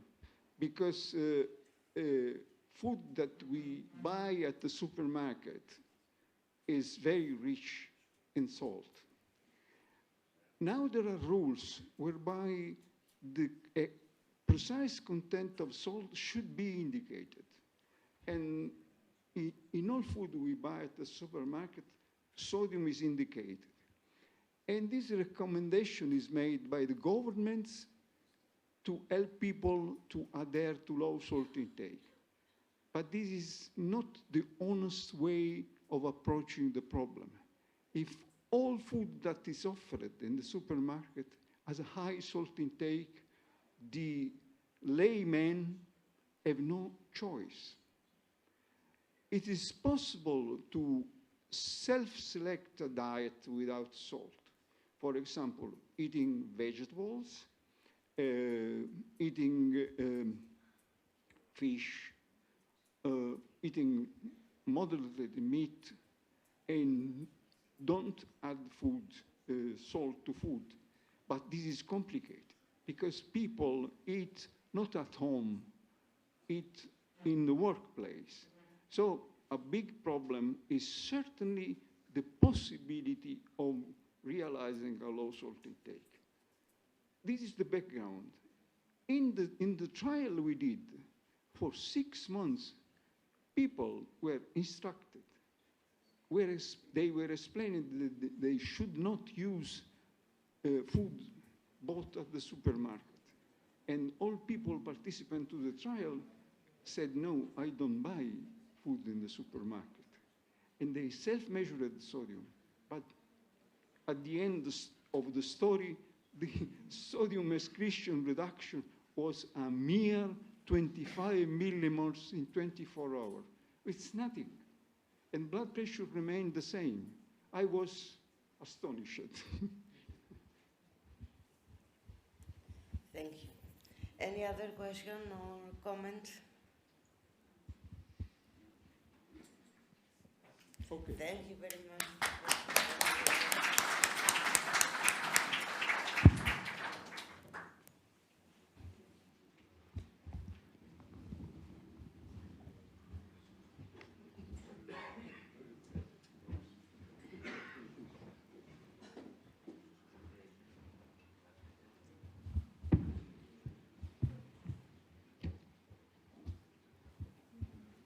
Αγαπητοί συνάδελφοι, καλημέρα για άλλη μια φορά για τους συναδέλφους που ήρθαν αργότερα. Σας καλωσορίζουμε σε αυτό το δορυφορικό συμπόσιο της εταιρείας Φαράν που αφορά στην IgA νεφροπάθεια. Αρχικά θέλω να ευχαριστήσω την εταιρεία Φαράν για την τιμή που μου έκανε να μου ζητήσει να προεδρεύσω σε αυτό το session. Και δεύτερον, θέλω να εκφράσω την ιδιαίτερη χαρά μου, διότι μετά από πολύ καιρό έχουμε να πούμε κάποια πράγματα καινούργια σε ό,τι αφορά τη θεραπεία της IgA νεφροπάθειας. Και δεύτερον, διότι η εταιρεία Φαράν, μια ελληνική εταιρεία, ουσιαστικά πρωτοπορεί, λαμβάνοντας πρωτοβουλία να φέρει αυτό το νέο φάρμακο, το οποίο προκύπτει μέσα από τις δοκιμασίες και τις προοπτικές μελέτες που έχουν γίνει, τη βουτεσονίδη στην θεραπεία της IgA νεφροπάθειας ως μια πιο ειδική θεραπεία. Έχουμε τη χαρά να έχουμε δύο ομιλητές, τον Μάριο Παπασωτηρίου, επίκουρο καθηγητή στο Πανεπιστημιακό Νοσοκομείο Πατρών, και τον καθηγητή Βλάντιμιρ Τέζαρ από την Πράγα, ένα πολύ μεγάλο όνομα στον χώρο των σπυραματονεφριτίδων γενικότερα και ο οποίος έχει άμεση εμπλοκή στο θέμα αυτό της θεραπείας IgA νεφροπάθειας. Welcome to this symposium, satellite symposium of Faran Company with new things on treatment of IgA nephropathy. We would like to thank Faran, and also we would like to thank the two speakers, Dr. Marios Papasoteriou and Professor Vladimir Tezar, who will be the last speaker. You all know Professor Tezar. He is involved in many topics, vasculitis, lupus, glomerular diseases, and he is one of the main investigators of the NEFECON trial. So we'll start with the lecture from Marios Papasoteriou on understanding the pathophysiology of IgA nephropathy. Marios will talk in Greek, but his slides are in English in order for the foreigners to be able to attend the lecture. Το pointer λείπει. Δεν ξέρω αν υπάρχει. Pointer. Α, το άφησε εδώ. Α.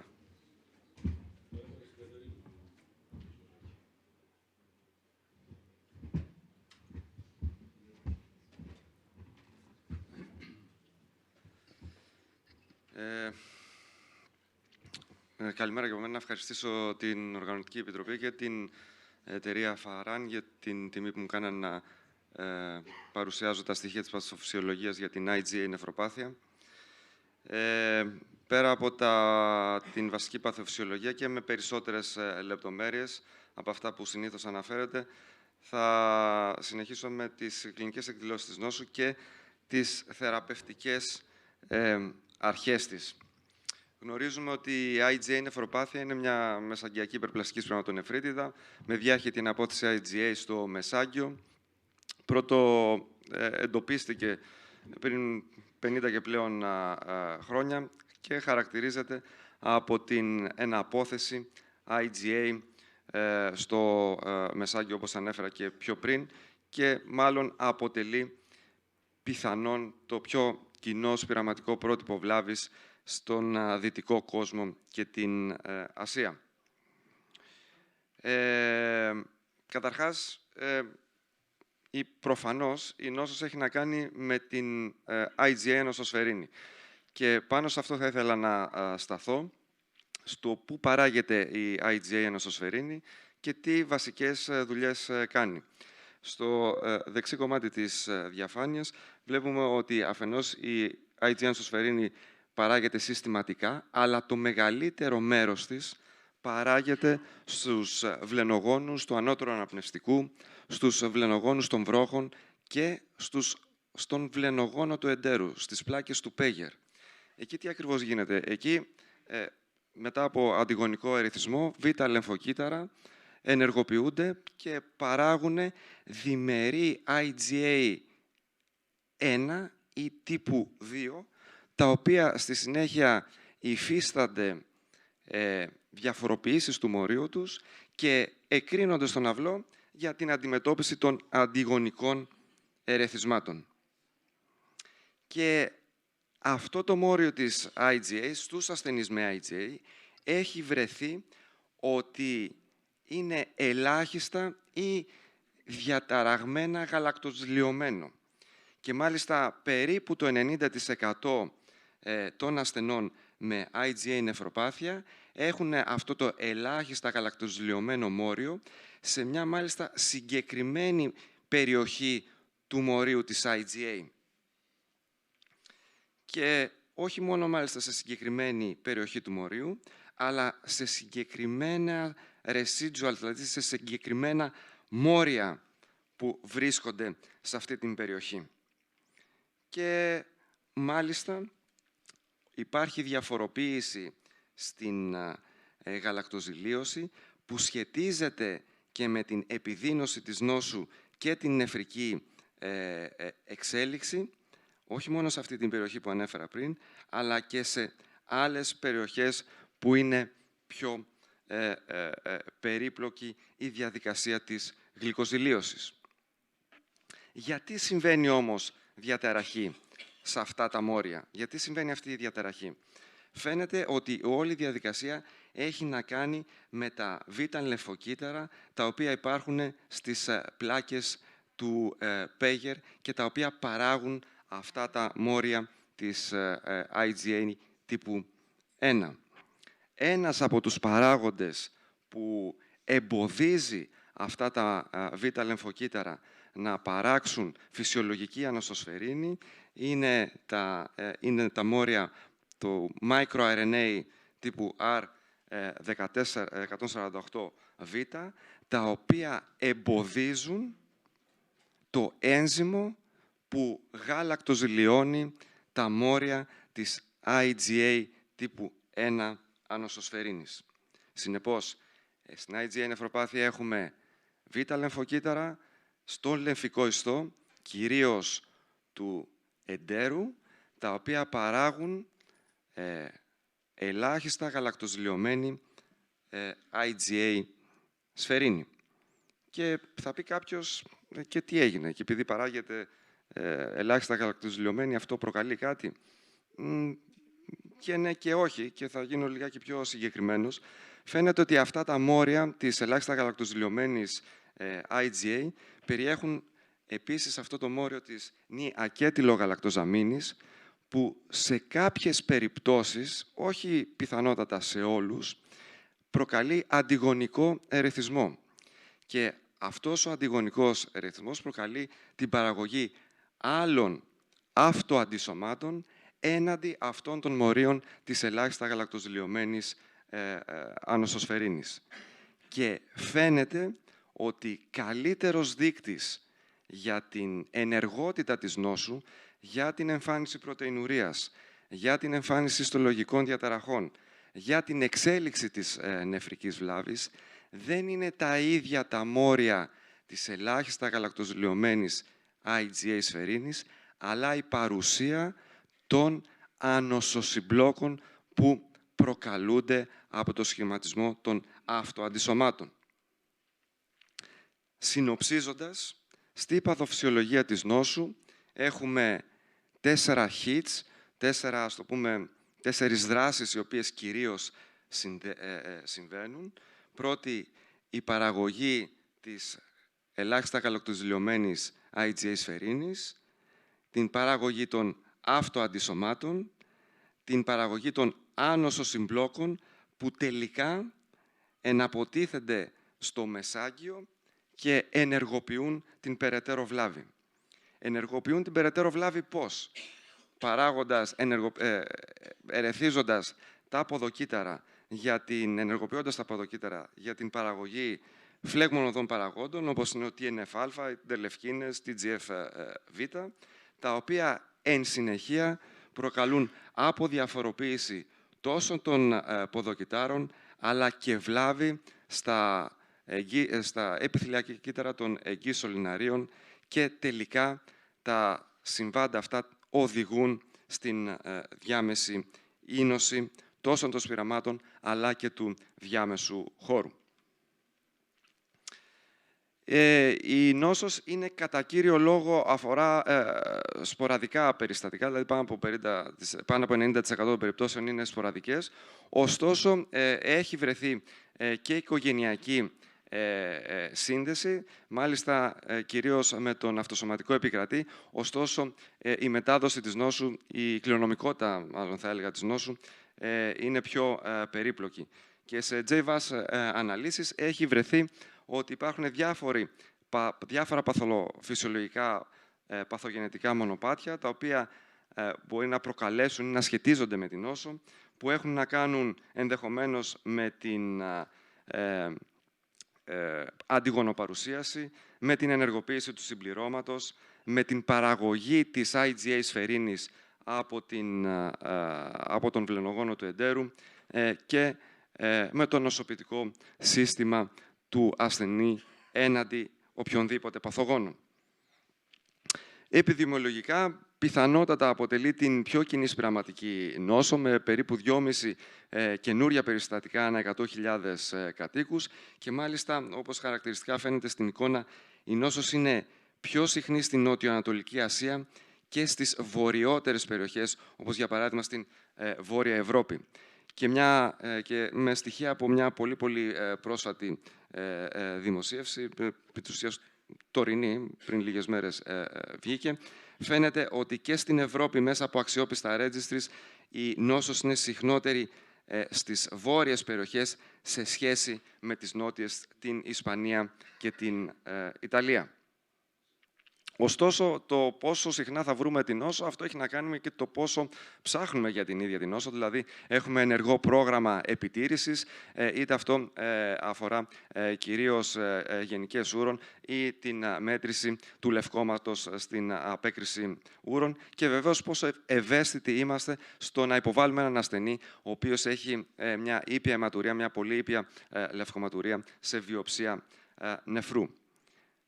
Η πραγματικότητα είναι ότι οι περισσότεροι ασθενείς, καθώς η νόσος υφίεται μόνη της, θα διαλάθουν τις προσοχές μας. Δεν θα τους πάρουμε ποτέ χαμπάρι, δεν θα τους διαγνώσουμε. Λίγα στοιχεία που έχουν παρουσιαστεί και παλιότερα από τους Έλληνες ασθενείς.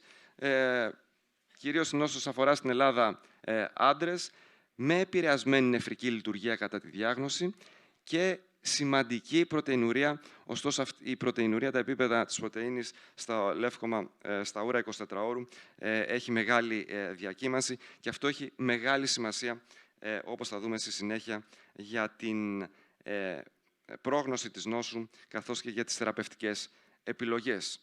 Και μάλιστα σε αυτούς τους ασθενείς, στους Έλληνες ασθενείς, η νόσος έχει σημαντική επίπτωση. Έχει σημαντική επίπτωση για την εμφάνιση χρόνιας νεφρικής νόσου τελικού σταδίου, καθώς περίπου το 10% των ασθενών στη δεκαετία θα φτάσουν στην αιμοκάθαρση. Και αν διευρύνουμε λιγάκι τα κριτήρια και λάβουμε υπόψη μας και αυτούς που θα εμφανίσουν επιδείνωση της νεφρικής λειτουργίας με διπλασιασμό της κριτινίνης, τότε το ποσοστό ανεβαίνει και φτάνει περίπου στο 15%. Βασικές κλινικές εκδηλώσεις και προγνωστικοί παράγοντες.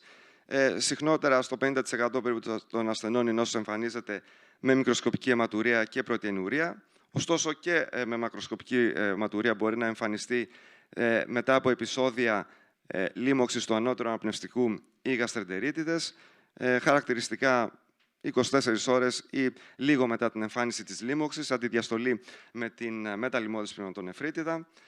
Και επίσης η μικροσκοπική αιματουρία παραμένει μεταξύ αυτών των επεισοδίων. Μπορεί να υπάρχει υψηλότερου βαθμού πρωτεϊνουρία που ενδεχομένως να φτάσει και τα επίπεδα του νεφρωσικού συνδρόμου. Όταν υπάρχει νεφρωσικό σύνδρομο όμως, κατά πάσα πιθανότητα συνυπάρχει και νόσος ελαχίστων αλλοιώσεων, ενώ όταν τα επίπεδα της λευκοματουρίας είναι μεν σε επίπεδα νεφρωσικού συνδρόμου, αλλά χωρίς την εμφάνιση του νεφρωσικού συνδρόμου αυτού καθεαυτού, δηλαδή χωρίς είδημα, χωρίς υπολευκοματιναιμία, τότε κατά πάσα πιθανότητα μιλάμε για έναν ασθενή, ο οποίος ή έχει εστιακή τμηματική σπυραματοσκλήρυνση ή έχει χρόνιες βλάβες του διάμεσου χώρου. Η οξεία νεφρική βλάβη δεν είναι συχνή στο σύνολο των ασθενών, ωστόσο μπορεί να είναι συχνότερη σε άτομα μεγαλύτερης ηλικίας από 65 Και βεβαίως δεν πρέπει να λησμονούμε ότι μια IgA νευροπάθεια μπορεί να εκδηλωθεί και ως ταχαίως εξελισσόμενη IgA νευροπάθεια, η οποία όμως, για να την βαφτίσουμε έτσι, θα πρέπει να έχει ο ασθενής επιδείνωση πάνω από το 50% της νεφρικής του λειτουργίας σε μικρό χρονικό διάστημα και βεβαίως από τη βιοψία νεφρού πρέπει να έχουμε υψηλό ποσοστό των σπειραμάτων με μινοειδείς σχηματισμούς. Η παρουσία μόνο και μόνο μινοειδών σχηματισμών χωρίς την εμφάνιση της επιδείνωσης της νεφρικής λειτουργίας δεν τεκμηριώνει ταχαίως εξελισσόμενη IgA. Η πρόγνωση από διεθνή cohorts, από διεθνείς κόρτες, φτάνει στο 25% των ασθενών να παρουσιάζουν νεφρική νόσο τελικού σταδίου στην 20ετία. Βέβαια, μεταξύ των διαφόρων εθνοτικών ομάδων υπάρχουν διαφοροποιήσεις τόσο στην επιδημιολογία όσο και στην πρόγνωση και φαίνεται ότι οι ασθενείς οι οποίοι έχουν τη χειρότερη πρόγνωση είναι οι ασιατικής καταγωγής και ακολουθούν οι Ευρωπαίοι.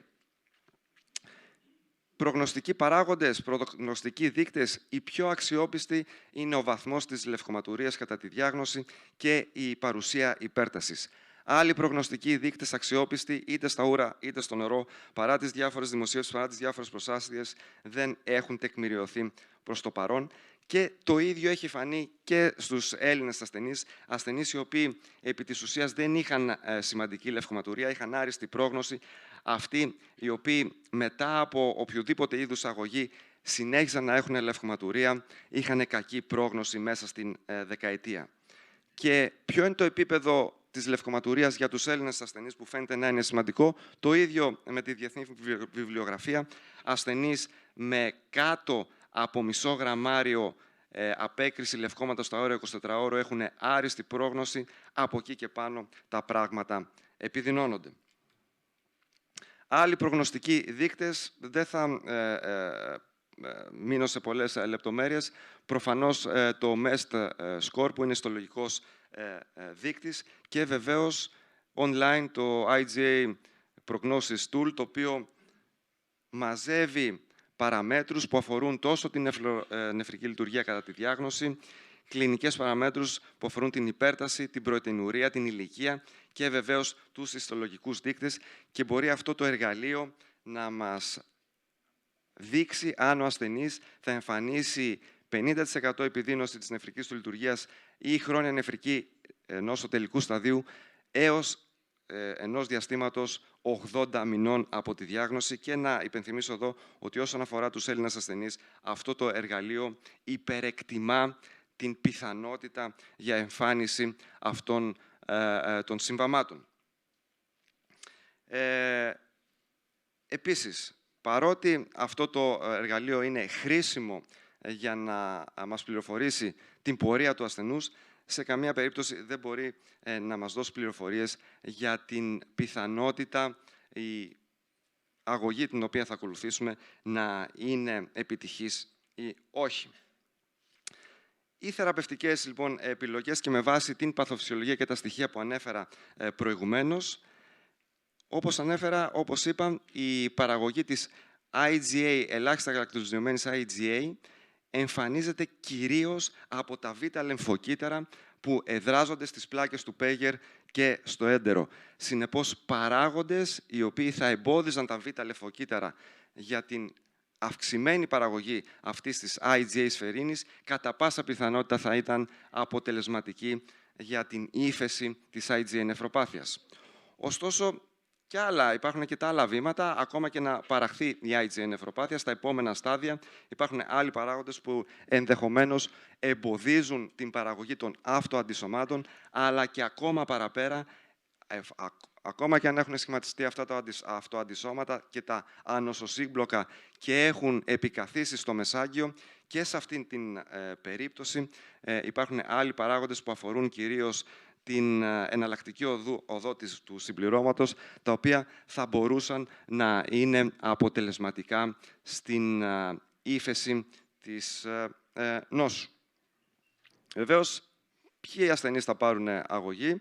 Δύο κύριες κατηγορίες ασθενών, αυτοί που έχουν καλή πρόγνωση Και ποιοι είναι αυτοί, όπως ανέφερα και πριν, αυτοί που έχουν φυσιολογική νεφρική λειτουργία, φυσιολογική πίεση και ήπια πρωτεϊνουρία κάτω από μισό γραμμάριο, ενώ οι ασθενείς οι οποίοι έχουν πρωτεϊνουρία πάνω από 750 μιλιγκράμμ έως 1 γραμμάριο το 24ωρο, παρά τη συντηρητική αντιμετώπιση ή εμφανίζουν οξία ταχαίως επιδεινούμενη νεφρική λειτουργία, αυτοί σαφώς είναι άτομα υψηλού κινδύνου.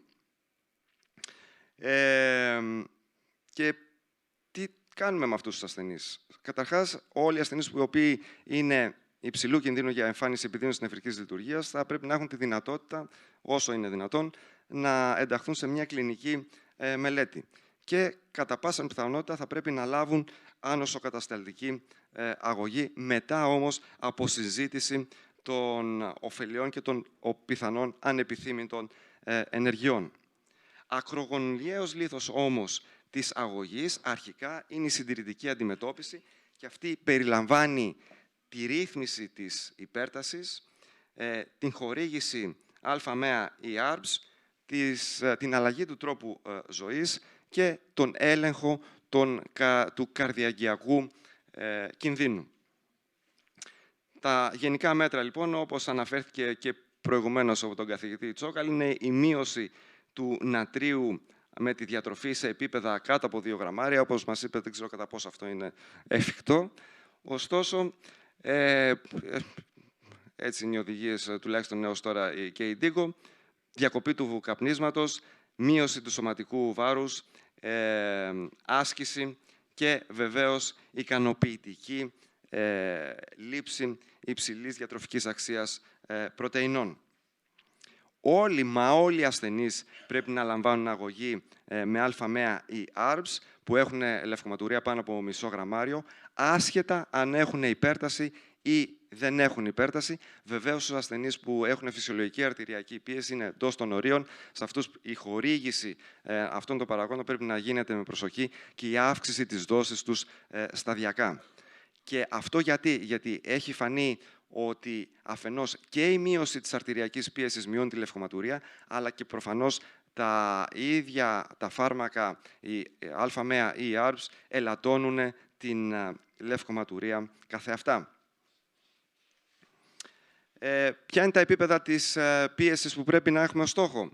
120 συστολική, κάτω από 120 συστολική. Είπαμε α-ΜΕΑ ή ARBS, πρώτη επιλογή. Ωστόσο, δεύτερη επιλογή αποτελούν οι MR αναστολές, τις οποίες δεν πρέπει να ξεχνάμε. Και επισημαίνω και πάλι αυτό που είπα πριν, ότι άσχετα το τι φάρμακο θα χρησιμοποιήσουμε, η μείωση της ίδιας της αρτηριακής πίεσης καθεαυτής θα έχει επίδραση ευεργετική στη μείωση της λευκοματουρίας. Άλλοι παράγοντες, οι οποίοι βεβαίως δεν είναι στις επίσημες οδηγίες, αλλά έχουν αποδείξει την αποτελεσματικότητά τους και ειδικά μάλιστα στους ασθενείς με IgA νεφροπάθεια, είναι η ντάπαγλυφλοζίνη, που όπως έχει πολλάκις αναφερθεί, μειώνει δραστικά τόσο τη λευκοματουρία, αλλά μειώνει και την πρόοδο και την επιδείνωση της επιδείνωσης νεφρικής λειτουργίας. Πιθανότατα, καθώς και όλες οι μελέτες που τρέχουν θεωρούν ως προαπαιτούμενο ότι οι ασθενείς μας λαμβάνουν αυτή την αγωγή, θα πρέπει και εμείς να την σκεφτόμαστε αρκετά σοβαρά κατά πόσο θα την χορηγήσουμε. Άνοσο καταστολή, αφού έχουμε κάνει όλα αυτά τα βήματα, πιθανότατα και τους παρακολουθούμε για τουλάχιστον 90 μέρες με τη συντηρητική αντιμετώπιση. Αν εξακολουθούν να είναι αυξημένου κινδύνου, θα πρέπει να λάβουν αγωγή με κορτικοστεροειδή. Και τι περιλαμβάνει, ή μάλλον σε ποιους δεν πρέπει να δώσουμε? Δεν θα πρέπει να δώσουμε σαφώς στους ασθενείς με επιδεινωμένη νεφρική λειτουργία, με ζαχαρόδι διαβήτη, στους παχύσαρκους, σε αυτούς που έχουν χρόνιες λοιμώξεις ή κύρωση ύπατος, ενεργό πεπτικό έλκος ή ενεργό ψυχιατρική νόσο. Τι είδους, πόσο κορτικοστεροειδή δεν είναι τελείως σαφές. Υπάρχουν διάφορα σχήματα, ωστόσο θα ήθελα να επισημάνω ότι τα προηγούμενα σχήματα τα οποία έχουν χρησιμοποιηθεί αρκετές δεκαετίες χρησιμοποιούν ιδιαίτερα υψηλές δόσεις κορτικοστεροειδών και αποδεδειγμένα έχουν υψηλό βαθμό παρενεργειών και ιδίως λιμωδών παρενεργειών. Συμπερασματικά, η IgA νεφροπάθεια είναι η πιο συχνή σπειραματική νόσος στο δυτικό κόσμο. Η παθοφυσιολογία της χαρακτηρίζεται από την παραγωγή ελάχιστα γαλακτοζηλωμένης IgA1 από τα β' λεμφοκύτταρα, τα οποία εδράζονται κατά κύριο λόγο στις πλάκες του Πέγερ.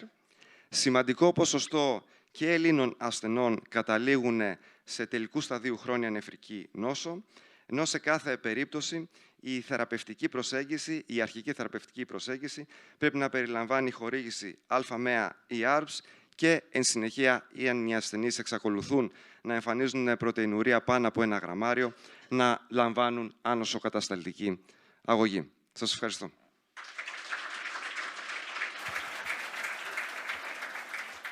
Ευχαριστούμε πολύ, Μάριε. Εξαιρετική ανασκόπηση. Σύντομα, όλη η νόσος, πάρα πολύ χαρακτηριστικά, απλά και κατανοητά.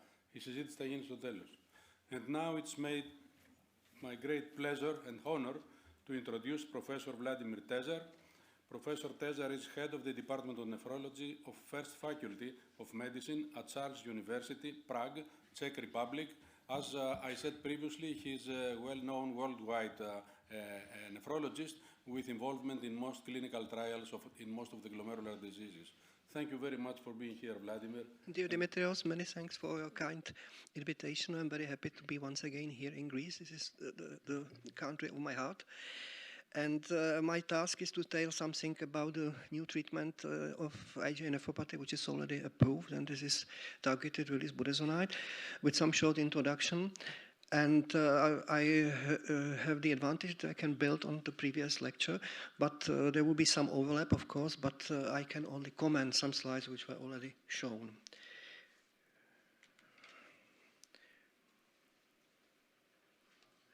Yeah, so I will also speak shortly about outcome of IgA nephropathy, and then we will concentrate on systemic corticosteroids, if they are effective or not, and why they are not very much acceptable as a common treatment of IgA nephropathy, then shortly mention emerging modes of treatment, and will focus on targeted release budesonide. It was already said that it is generally believed that IgA nephropathy is progressive disease only with proteinuria higher than 1 gram per day, but it is definitely not true. It was also already shown, and we have nice data on that from Variga trial, which recruited more than 1,000 European patients, and you see here that even proteinuria above 0.5 to 0.9 was associated with significant increase of the risk of CKD progression. And of course, the risk of progression with similar proteinuria is very different based on the different renal histology. It was already mentioned. So you see that especially different degree of tubular damage and different degree of mesangial proliferation is associated with different degree of prognosis. And it was already showed that we have now a new risk prediction tool, and it should be used because it's very much informative, although I agree that we can't base the treatment on this tool, as it shows how different may be the outcome of apparently similar patients. You see that lower risk patients may the risk of 50% decrease of eGFR, something like 1.5, and it may be as high as almost 50% in high risk patients. And of course, we have no validated biomarkers, but we are working on that for many years. And the problem is not that we do not have any promising biomarkers. The problem is really that none of these biomarkers was validated.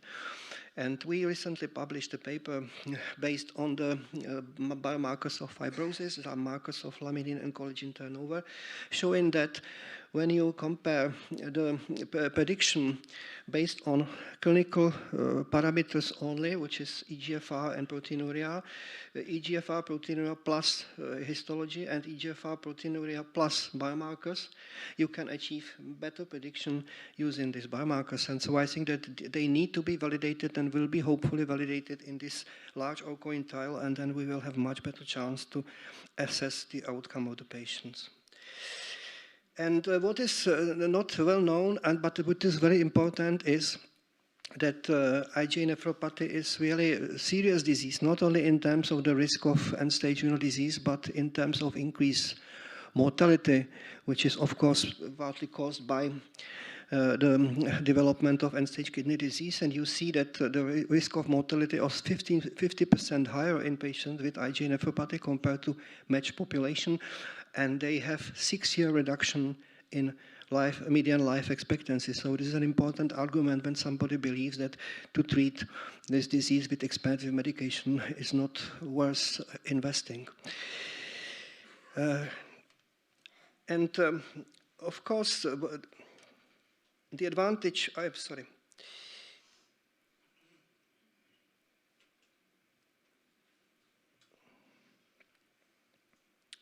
Yeah, the proteinuria is a modifiable risk factor, so it means that we can have a better idea about the outcome when we assess not only one presenting proteinuria, but when we look at the proteinuria during some follow-up.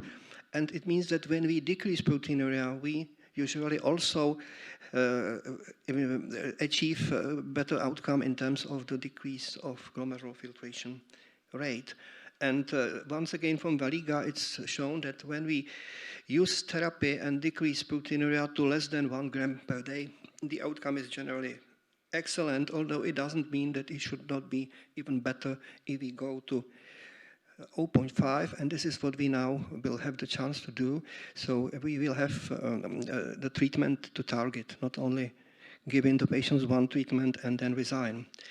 And what is important is the length of decrease of proteinuria. So you see that the risk of development of end-stage kidney disease is decreasing for 2 years, and then it becomes stable. So we need to achieve long-term remission of proteinuria, not only some temporary decrease followed by something like relapse of the disease. And this is now, once again, could become possible.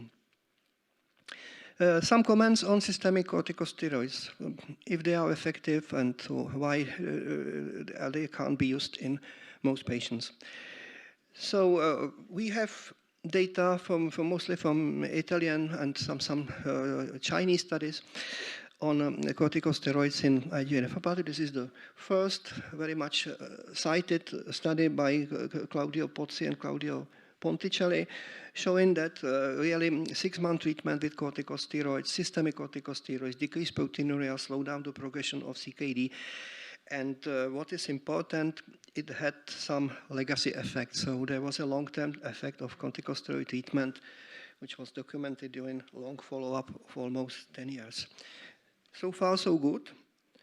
But the problem of this Pozzi study was that only 6% of patients were treated with ACE inhibitors, which was not so common in the 1990s.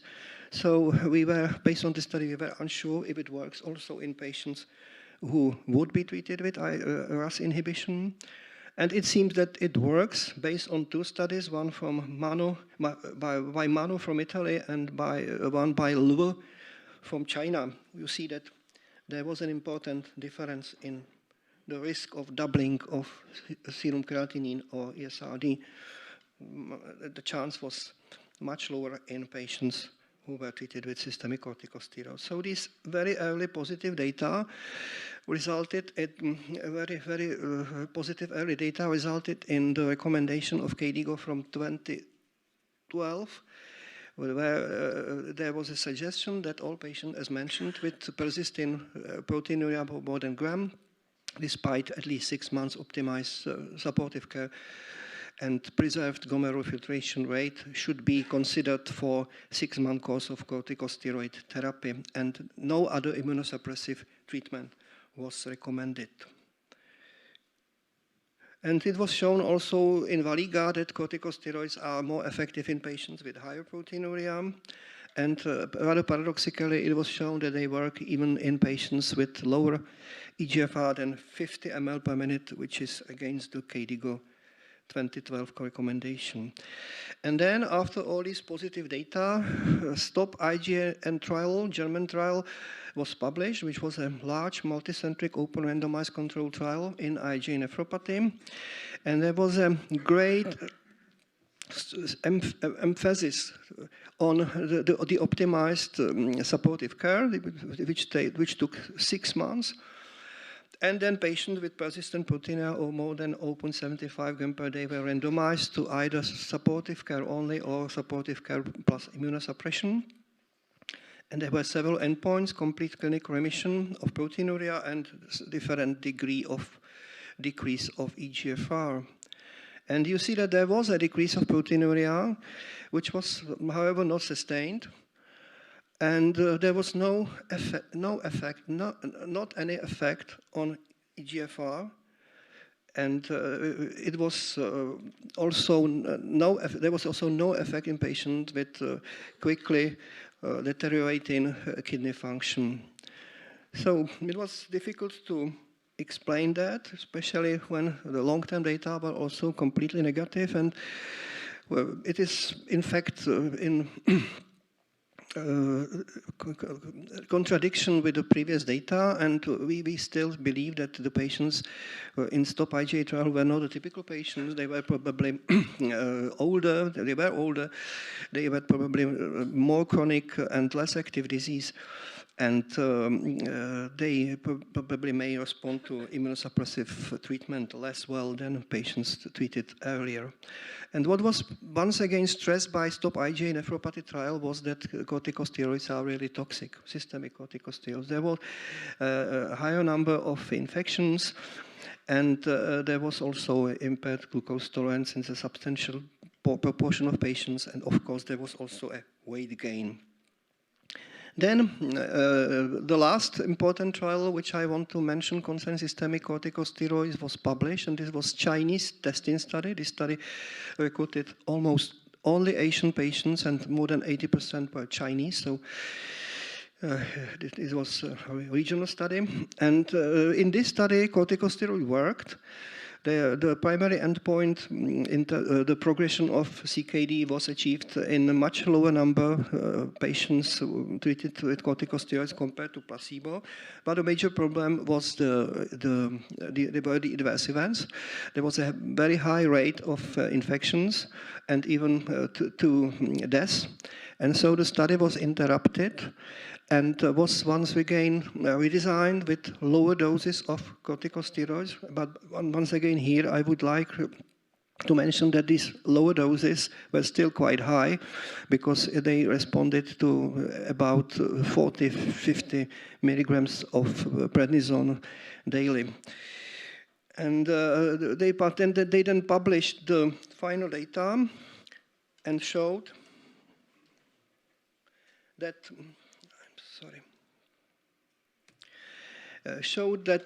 this lower but still high corticosteroid worked, but this second group studied with lower dose had substantially lower kidney risk. And we must consider that this study had very important limitations and can be generalized, because really it was done mostly in Chinese patients.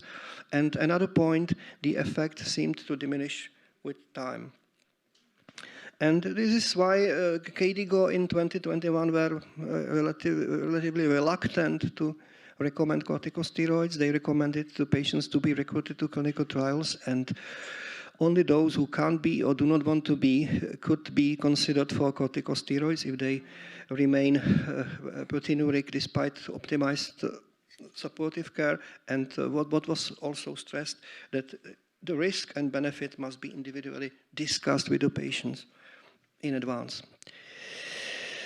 I will skip it. And then something about emerging modes of treatment. So now there is a golden era of IgA nephropathy, because there are many trials either already finished or ongoing in IgA nephropathy. And we have now the chance to improve the supportive care with the use of SGLT2 inhibitors. It was also already shown. The effect of SGLT2 inhibitors is mostly hemodynamic. You see that compared to RAS blockade, which dilates afferent arteriole, they vasomodulate, constrict afferent arteriole, and they additively decrease glomerular pressure. And we have data from DAPA-CKD trial and Also now, some data not finally published from EMPA kidney that really SGLT2 inhibitors decrease proteinuria and may have an impact on the cause of the disease. But what we really need is to target in some way the pathogenesis of the disease, not to give only symptomatic supportive care, which supportive shows that it should be something second line and not first line. And it was mentioned that there are several hits which can be targeted with treatment. I will not go into detail. And the aim, of course, is to prevent the damage to the kidney in terms of glomerulosclerosis and tuberointerstitial fibrosis. It was mentioned that there is an increased Gd-IgA1 in IgA nephropathy, and that these levels of this Gd-IgA1 are associated with renal survival. And it was also mentioned that antibodies against this Gd-IgA1 may be even better predictor of the outcome than IgA1 itself. And with increasing understanding of the pathogenesis, we have now many options how to interfere on different levels with either the production of Gd-IgA1 and the antibodies or the damage in the kidney, as you can see here, and I will not go into detail. You see that there are many ongoing trials in IgA nephropathy, so for the future we probably will have the chance to have the treatment more personalized, and probably there will be also a place for some combinations. And currently we have only one new drug which is approved for the treatment of IgA nephropathy, and this is targeted with this budesonide, and this will be, to this drug I will dedicate the rest of my lecture. So you see that the major problem of systemic corticosteroids in any way is a high rate of infections, and some of these infections, even in young patients, may be fatal. And there are many other adverse events as listed below. What is important is that these adverse events... that the risk of corticosteroid toxicity starts with relatively low doses, either in a linear way or... So I can't speak because there is some kind of automaton. Okay, so side effects can be divided into two groups.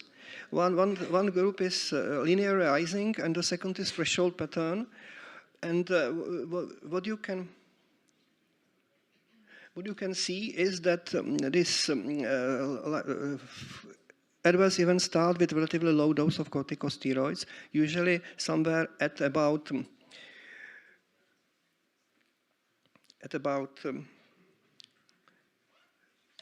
5 milligrams per day. And it is well known that there is an association between gut disease and IgA nephropathy. For instance, it was published that patients with IgA nephropathy had increased gluten sensitivity despite no clinical signs of celiac disease. And it was also shown that patients with increased intestinal permeability have worse outcome when they have IgA nephropathy. And of course, GWAS, which was already mentioned, contributed to the idea that gut is really important in IgA nephropathy because the genetic risk of IgA nephropathy correlated with worldwide pathogen helminth and bacterial diversity. And in fact, the genetic risk was quite similar to the risk of some gut diseases such as inflammatory bowel disease. And so it seems that inflammatory bowel disease and IgA nephropathy has something in common, and this is the dysfunction of the IgA system. What is the advantage of budesonide compared to systemic corticosteroids? The advantage is that there is a high first-pass extraction in the liver, so the systemic levels of budesonide are quite low compared to systemic corticosteroids. They are lower than something like 5 milligrams of prednisone per day. And what is important and what is the major contribution of targeted release budesonide is that the drug is produced in the way that it is targeted mostly to distal ileum when there are Peyer's patches. And these Peyer's patches are the area where most Gd-IgA1 is produced. And this was the idea originally of our colleagues from Sweden, Bengt Fallström, who published more than 10 years ago a pilot study showing that enteric budesonide targeted to the ileocecal region may decrease proteinuria, and that there was also some persistent of this effect, but not more than for several months. And based on that, phase 2 trial, Nefigan, was launched in about 150 patients with proteinuria, as shown on the slide.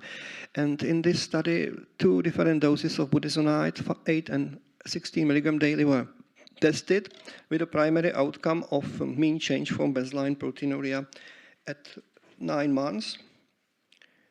Here you see that the patients who were recruited were typical patients with IgA nephropathy, younger patients, almost all patients were Caucasians.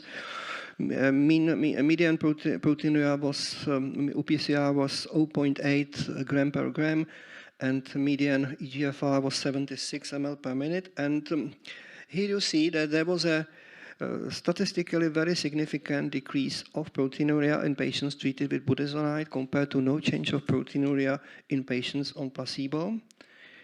And what was interesting is that the effect on proteinuria persisted. You see that it persisted 3 months after withdrawal.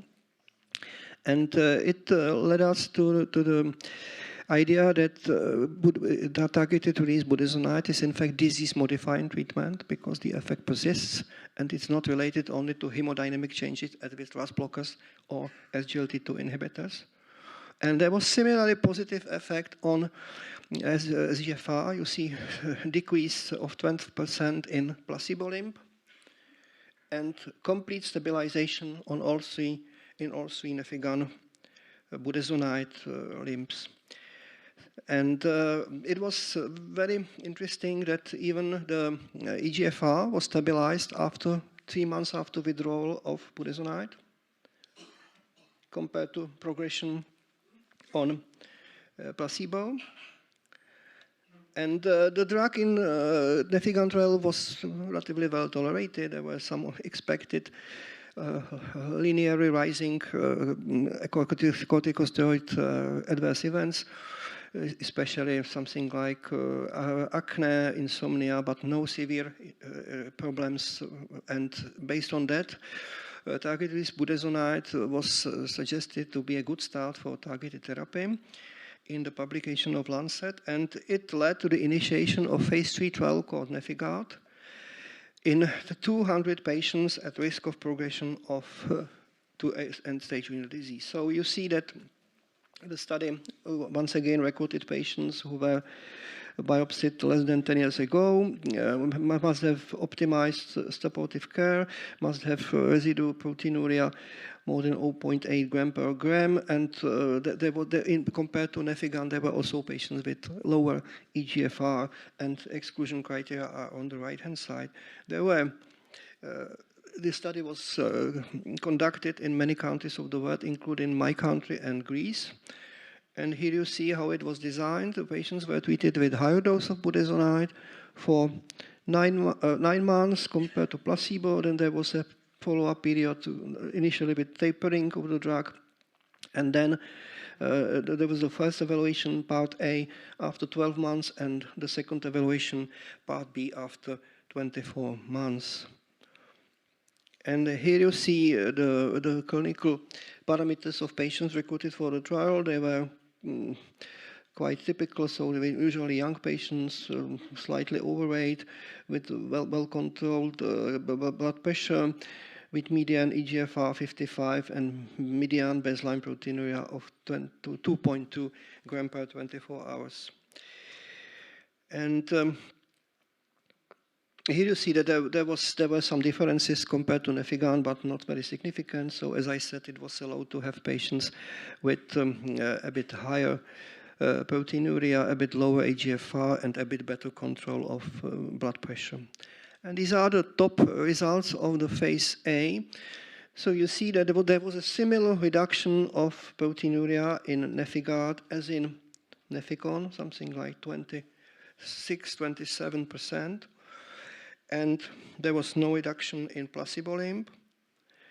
And here you see how it occurred during the time. So you see, and this is very important, that there was a decrease during the treatment, and the decrease further continued after treatment withdrawal. So this is definitely disease modifying effect. And there was a very similar response in terms of albuminuria. And here you see the data in terms of reduction of eGFR. Once again, comparison with Nefigan. You see that there was 10%, 7% decrease of eGFR in placebo limb and complete stabilization of eGFR in the active limb. And here you see how eGFR behaved during the course of phase A Nefigar trial. And it was evaluated by the regulatory authorities, and they were much more happy with the development, especially in high-risk patients with proteinuria more than 1.5 gram per gram. And this is the reason why they decided that the indication will be, as stressed here, for all patients on optimized supportive care with UPCR higher than 1.5 gram per gram. And you can see here that the effect was consistent in all subgroup of patients. And there were very much acceptable adverse events. This is probably better illustrated here.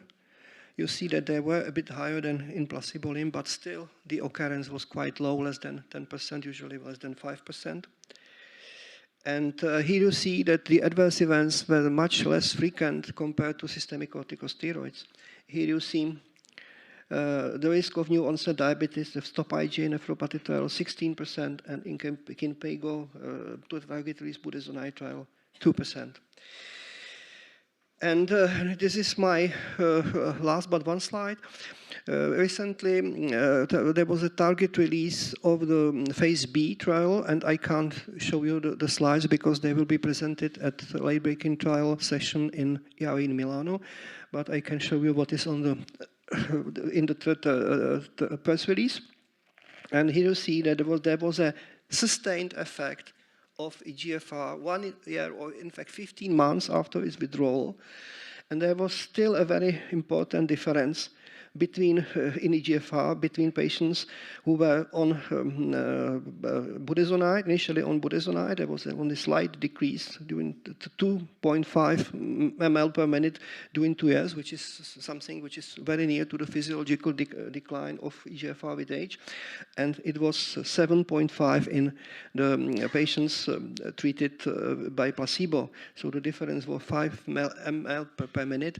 And in terms of the delay of end-stage kidney disease for the patient, starting with 60 ml per minute would mean more than 10 years. And once again, eGFR benefit was observed across the entire study population.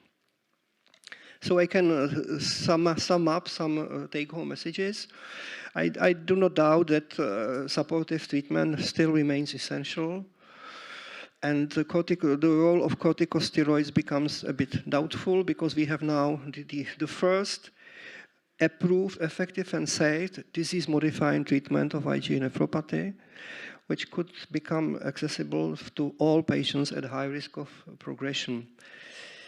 And I think that we will soon see a new modification of the KDIGO chapter on IgA nephropathy, which will include also this data coming from an Nefigar trial. Thank you for your attention.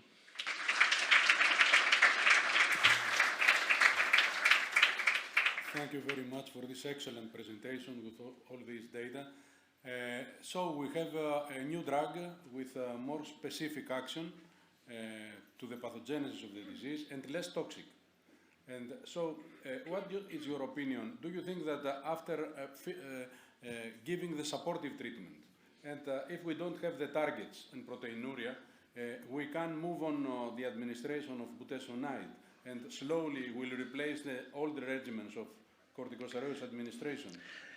I think that we can go probably even further because as we have now effective, safe, disease-modifying treatment, first one, And so it shows that in patients with demonstrated active disease, we should start immediately with disease-modifying treatment, combined with supportive treatment, but supportive says supporting something, and it should support disease-modifying treatment. So, for instance, when we have a recent kidney biopsy, which is very active, patient has proteinuria 2 grams per day, I don't see any reason why to wait 6 months or 9 months with all these supportive care treatments, such as RAS inhibition, SGLT2 inhibition, possibly sparsentan, possibly finerenone, and so on, and only then to start the treatment. So there will be probably a significant change of paradigm. The question is if it already occurs in this form in this modification of KDIGO guideline, but I think that it should. And I believe that if not now, then possibly after 1 year or so. But definitely, when we see that the active disease will be treated as early as possible to prevent the loss of kidney function and the evolution of end-stage renal disease. Right. Professor Malamazzi and then Dr. Franco. Yeah, she's coming.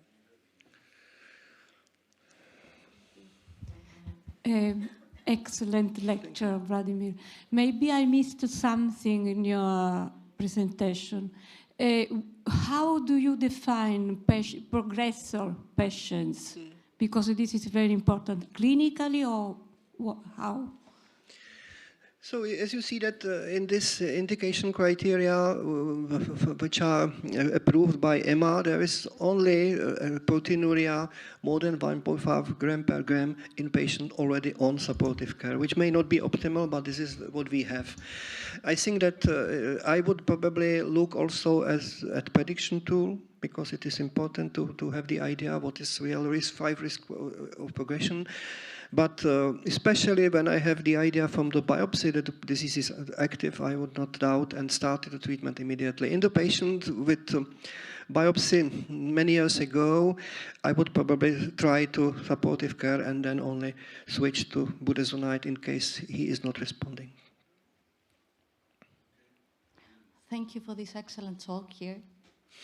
Hello.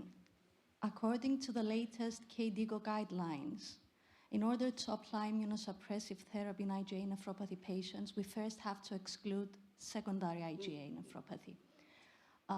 Assuming that IgA nephropathy can occur up to 20% in patients with inflammatory bowel disease, would you consider extending indications, for example, administering budesonide in secondary IgA nephropathy cases due to inflammatory bowel disease? It is an excellent question, of course.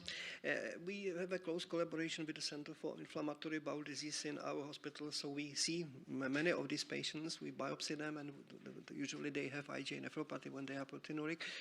And my observation was that some of them were on classical or enteric budesonide, and they did not respond well to the treatment. So I think that they should be treated with targeted release budesonide, and they are clearly apparent candidates. And one can't expect that you will have a specific study in this relatively small subgroup of patients. But there are, as you mentioned, 2 other important subgroups.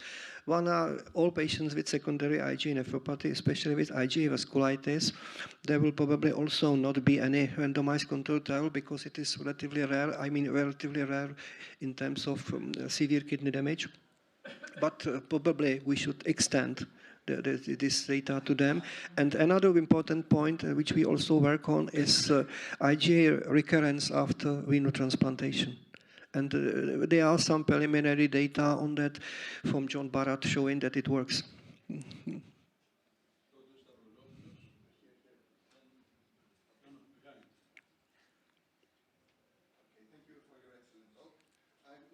In cases with patients that are presenting with nephrotic rage proteinuria, or maybe more, 7-10 grams, Do you think that we can use this 16 milligrams form of butenoside, or it is better to use a traditional corticosteroids?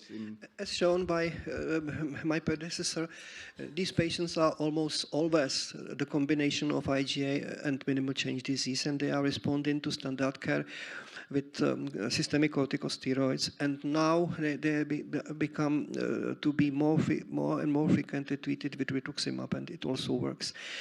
So in this case, I would probably prefer systemic corticosteroids because we have no data that targeted release budesonide works also in minimal change disease. Thank you. Thank you. Excellent talk, although very frustrating for a pediatric nephrologist because we cannot use any of the drugs you mentioned. We're stuck with steroids and then we use MMF. And unfortunately, all these patients end up in adults with already established kidney disease. So I would just like to make a comment and raise awareness in this room here to try to expand the patients you are including in your trials. Try to collaborate with pediatric nephrologists. Even if we manage to include in all these trials patients from 14 years old, that would be a huge thing. That's my comment. Thank you. I completely agree with you. You know that my very good friend is Rosanna Koppo, who is pediatric nephrologist. It is difficult because sometimes it is not about us as the investigators. It is sometimes refused by regulatory authorities. They, especially in the beginning, do not want to recruit pediatric patients because they are afraid of the risk of complications. I remember several studies when it was finally forbidden. And it may be generally allowed, but forbidden in individual countries. So it's very, very difficult. And the only way which seems feasible is to have another trial in pediatric patients after the trial is successful in adult patients. Because of the regulatory constraints, not because we would be afraid of treating 15-year child with the drug. And in terms of the access to the treatment, I would ask for the exception because is it in that case off-label treatment, but you can get it. Yeah. Budesonide in the UK for 2 of my patients. So I had to go through John Barratt, then go to the company. It takes ages and it's not always very easy. But yeah, this is what we try to do. Not easy, but the only option. Yeah. Last question from Professor Popayan.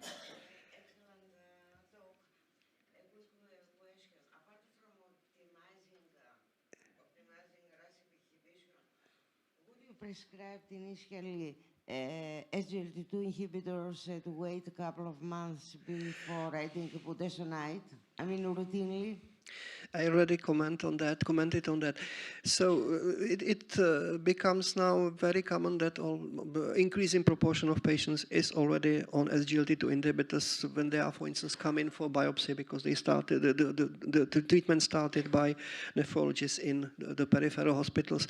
But I would definitely divide the patients into 2 subgroups: those with very active disease on the recent or immediate biopsy, and in those patients I would start with budesonide, and it can be combined with some other supportive care, including SGLT2 inhibitors, but I would not postpone it. And the other patients with a well-known diagnosis of IgA nephropathy with biopsy 10 years ago, with slow progression of proteinuria, and then I would start with SGLT2 inhibitor and reserve budesonide only when there is not enough response. But we easier decide to give corticosteroids, budesonide now with this profile of the drug instead of using corticosteroids. Yeah, of course. So I think that the systemic corticosteroids could be used only when there is no access to targeted release budesonide. So it must remain in some way in the guidelines because the guidelines may also be used by low middle income countries, so they must have the chance to do something, but it is not recommendable for those countries where this new treatment is available and approved. In fact, it's off-label treatment. Okay, we would like to thank you all, Professor Cesar and all the audience, for this excellent presentation.